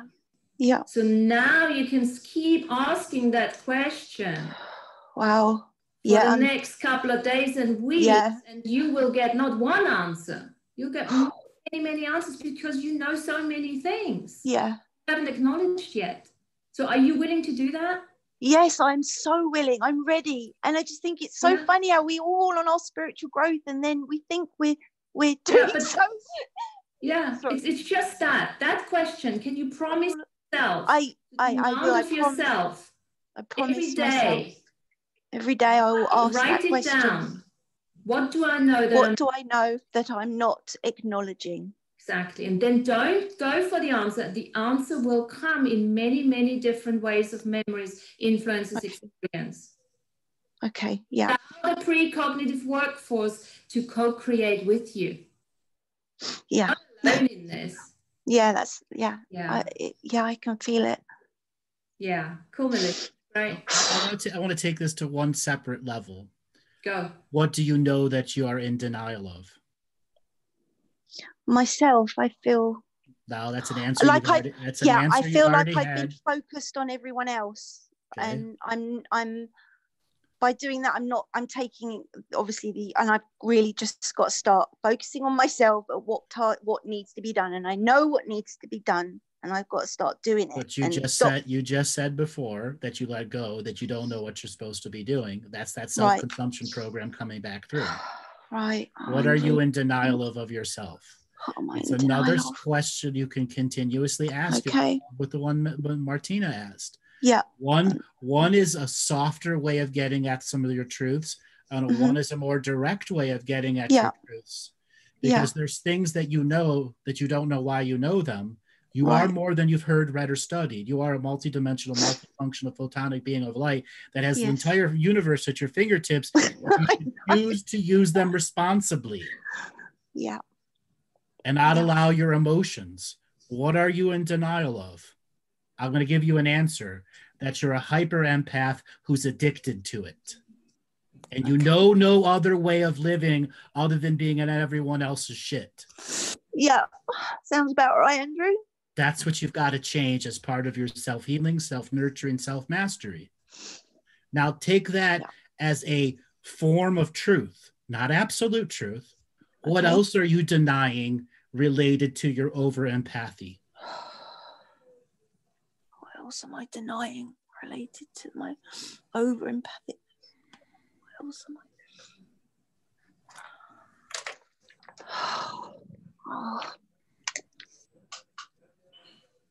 I don't know. I don't know. That's the self-consumption program right. You're more than you've heard, read, or studied. You are a multidimensional, multifunctional being. The I am needs your love. Yep. And you're giving your love to everything else through your over-empathy because everyone else's fart emergencies are more important than your critical emergency in yourself right now. Yeah. And Melissa, because there's a lot of stuff I got to do. Yeah. A lot. One more thing is also, what comes up is probably there are a lot of expectations and projections onto you because you've been in this role for a long time and you open yourself up to a lot of parasitic energies there.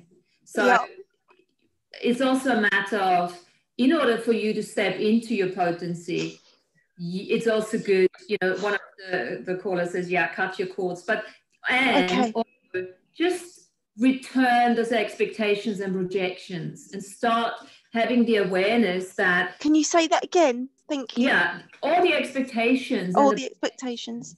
And the from projections. others onto you. Yes, yeah. And they are causing a lot of confusion at yes times. And I do protection and stuff, but it feels like I'm always No, bombarded. Yeah, but it's a and choice, then I'll blame darling. myself for Yeah, it. well, that's the thing, because you're taking on the projections and the expectations from others. And the thing is, what if you didn't have to do that anymore? Okay? Yeah. Okay, so when you start thinking this is mine, maybe it's not even yours, maybe that's a projection you've picked up, right, your empathic and psychic capacities, and you can't change that either because it's not even yours. But you have to have awareness that you don't have to take it on, and it's just saying no thank you. No need for wild protection. Just say no thank you, I'm not taking that on. Okay. Yeah. Okay. Yeah, I will. I know you guys have got other callers, and I'm really aware of that. And I just want to say thank you so much. It really means a lot to me. Both of you. Thank you so much. You're welcome. All right. Thanks a lot for calling in. Yeah, thank you, Andrea, and everyone else. Thank you. So, Robert, let's spin up the wheel of callers and do one more caller. Okie dokie. Next caller will be Jared McGraw. Jared McGraw, are you there? Yes. Great. Where are you calling from today? I'm calling from Las Vegas. Las Vegas. How you doing? I'm doing well. How about yourself? Doing great. What did you think of today's conversation? Today's conversation is very interesting. You guys were definitely deep. Speaking on a very, very deep level. I don't know if I could cognitively grasp everything, but as far as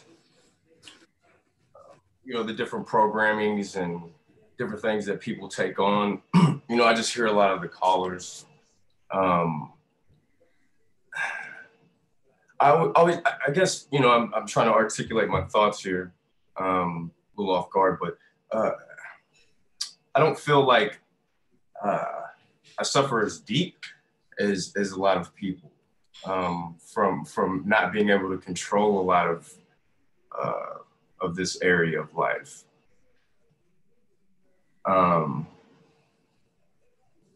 Is there, is that like is that like the inner work part that that helps, prevent from suffering from a lot of these issues, like a lot of the callers are? Or you've already done the work, and when you see these callers stuck in the situation, you realize how far you've already gone, and you realize that you've had to create a mechanism in yourself, a positive program that allows you to begin the detachment process from work you've already done, so it's not forced back on you in a fake match. And there are other parts of you who haven't done stuff, who's not ready to do it and doesn't feel a connection to it because you're not ready to do it. So there's both an acknowledgement of how far you've gone and then what your next set of work is. Because in all reality, we can think we've picked up every stone, and then the universe will drop a new big bag of stones whenever we think we've done it all. Absolutely. No, absolutely. And I, by no means, want to stand on, any, high hill or anything saying, I've accomplished, all the work, I don't just want to work, ahead of me.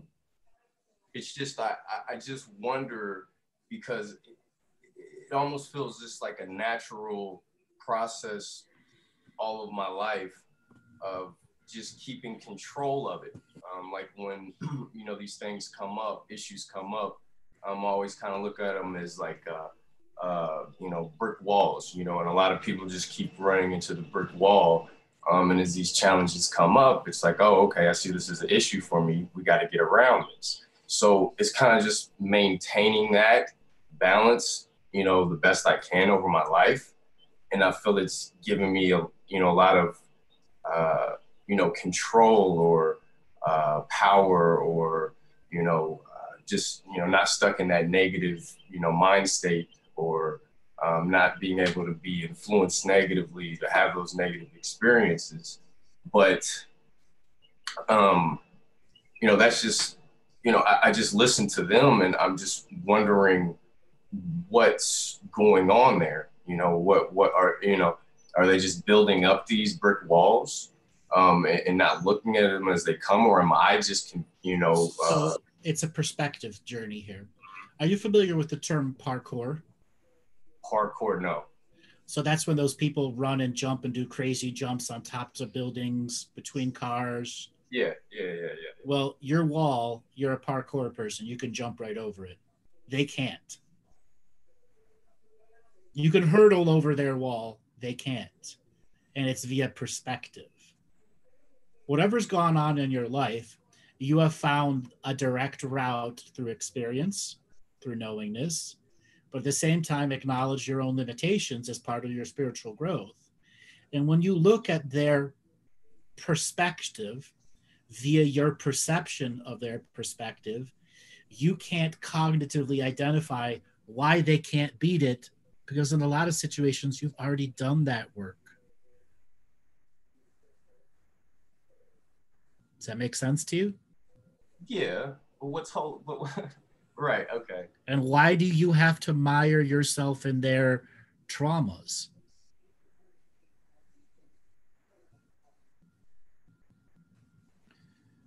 Say that again. Why would you have to mire yourself in their traumas? Mire myself. Like, what does that mean? Absorb them to understand them. Okay, so now we're speaking to maybe an issue that I had. So that's speaking to maybe like some of the empathic part that just, you know, absorbs people's energy.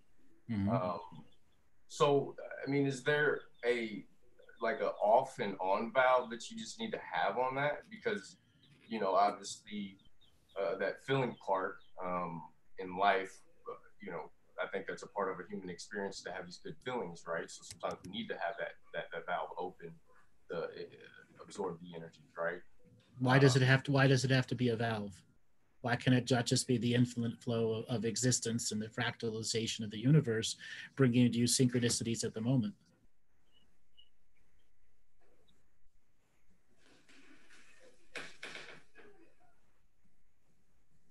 Your mind gears are spinning there. Because you overthink, which is your limitation. And as long as your mind thinks it's going to cognitize it before the heart, you've already lost the debate. Okay? So if we talk... Your individuated journey is getting the mind and heart in coherent resonance. So the mind or the heart doesn't have a debate before the conversation begins, or an agenda which is still filling in the blanks. You're a debater with the people around you, aren't you? Yes. And you like to win conversations, don't you? No, I would just say I like the truth to prevail. No, you like to win.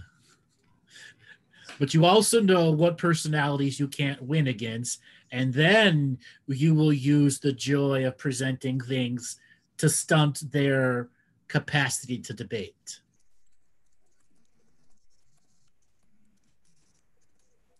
I say that again, that last part. You also know there are certain personalities you can't win against because they're so limiting, and therefore you will use your knowingness to stunt their capacity to debate. There's a handful of words you can say to any idiot that's going to make them feel like an idiot.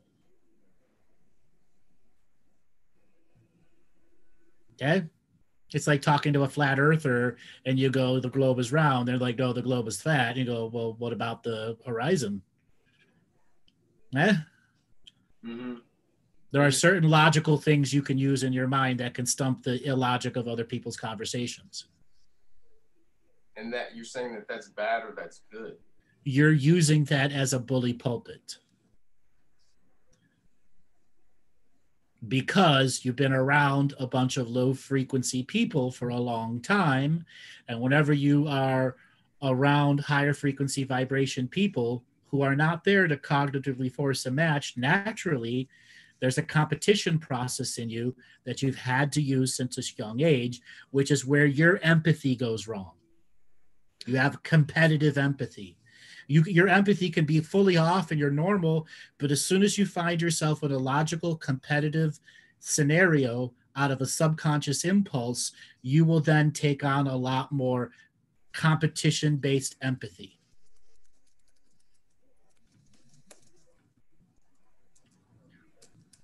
Which is different than the last callers who are just tuned into every radio station and fully overdosing themselves with all of the data.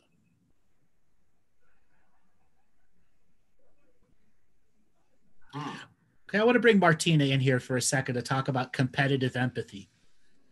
Okay. Competitive empathy. It's a distraction, darling. For me, it's a distraction. What are you distracting yourself from?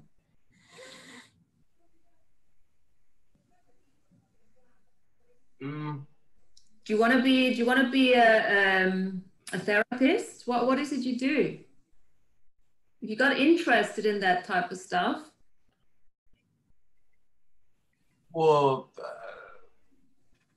sure. I mean, if we talk about like spiritual works and you know, that part of a career, yeah, sure, helping people on certain topics, and I'm just wondering if there's something you could add to your life along those lines, you know, that you could actually start working with people and take out the competition by actually working with people.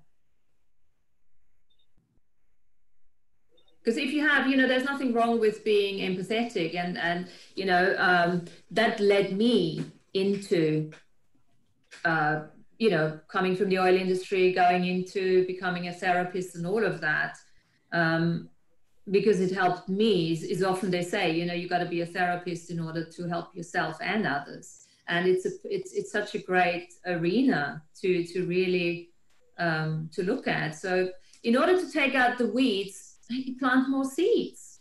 So I'm wondering if all of that construct that's going on here is just a matter of, you would be probably quite good at being a therapist or something along those lines. well, I mean, I kind of am on like a day-to-day with just the people I encounter, just with the magnitude of information that I have, and how processes work with, you know, humans, and you know, being able to, you know, see where they're at and just dissect it where they're at and give them the help right now. So I mean, yeah, I mean, this is a part of my, you know, daily practices, and I mean, there's probably something a little bit greater that I have to give beyond just kind of the one-on-one, you know, therapy sessions that come from, you know, all different ways. But kind of one of the huge things that huge drivers, huge topics are kind of just, you know, man and woman, you know, kind of that dating thing, and you know, all the things that go into that, you know. Yeah, so I've ever thought of going into that arena and doing some relationship coupling, mediation, or, you know, whatever these people need? Well, this is a little bit bigger magnitude, like as far as how humans are improperly interacting. Like, so we have a divorce rate of 60-70%, and all of the mechanics that are going into that false reality that people are buying into, and these desires that they have. So it's more in line with aligning humanity to the proper perspective of that is a little bit more on a greater magnitude works. But you know, we're working on getting there, and you know, kind of like when you say therapist, yeah, I mean, the one-on-one, you know, I would say that's my more spiritual works now. I'm in the immediate, it's a path that I'm on. What I'd say to you is it just start somewhere. I mean, I became, I was in the oil industry, and then I became a Bowen therapist, which was very much physical to start off with. And then I became a mind-body Bowen therapist, and you know, I went into the NLP, and I went into the Reiki, and into the, you know, so it was like a continuation, you know, from one thing to the next, which led me to where I find myself now. And you know, we all know it's a continuation of evolution. But if you are interested in that type of arena, then go for it, because by the sounds of it, you'll be very good at it. And you'll be challenged to use your genius in a different way. And you probably get paid for that too. How does it get better than that? Exactly. All right, Jared, thanks a lot for calling in. We got to end the show now. Martina, do you want to give people a way to get a hold of you and some of the stuff you've got upcoming with your meeting groups? Yeah, we've created a community website, a co-creation website, which is called earthnouveau.com, which is a group of 5 people, and we are the 5 people that had we stayed together. We were students of Andrew's work, and still are, obviously. And we got together to create a website, and we are doing weekly Zooms where we are exploring consciousness, you know, and sometimes we have a topic, most of the times we do, and sometimes we just take questions, we do facilitations, we just, you know, share the information for whoever wants to come and explore it with us. So that's on you can find that on the earthnouveau.com, and we always put the audios and everything onto that. For myself at the moment, I'm in an out creation phase. I've got my website is synchholistic.co.uk. But I'm in an out creation phase at the moment of working on a new website. But you can find me there if there's anything, you know. Can you type them into the chat room there? Okay. Yeah, you're talking a little too fast. Okay. I don't know why I'm going in a private thing when I chat. Clicked on the down arrow, and it'll scroll up where it says everyone. And for everyone that's private messaging me, I get like 3,000 private messages every chat. It scrolls by so fast I can't answer your private messages. Right. I don't know how to get rid of that. Down arrow where it says, is it got a person's name there? Click the down arrow just above that and scroll all the way. Yeah. Okay, cool. Everyone in meeting. Everyone in meeting. Okay, cool. Okay, well, let me write that down. So that's the Earth Nouveau one, and that is in nouveau.com, and synchholistic.co.uk. That's mine, and that's it. That's where you can find us. And then you're on Facebook, etc., etc., etc. Yeah. Facebook and all of that. Yeah. Okay. All right, everybody. Thanks a lot for listening in. We'll be back this coming Thursday for another really advanced show during your last of your lockdown before lockdown might come back again. All right, everyone. We'll see you this coming Thursday. Martina, hang on the line, Martina. Okay. Cheers, guys. Bye. Thank you.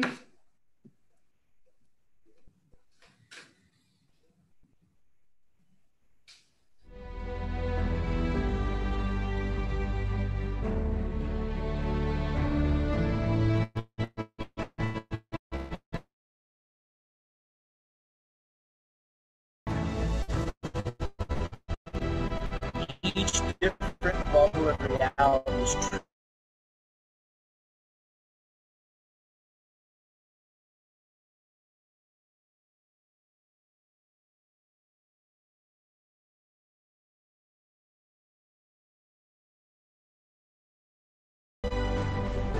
A galactic historian is a person that looks at all the lines of dramatic content.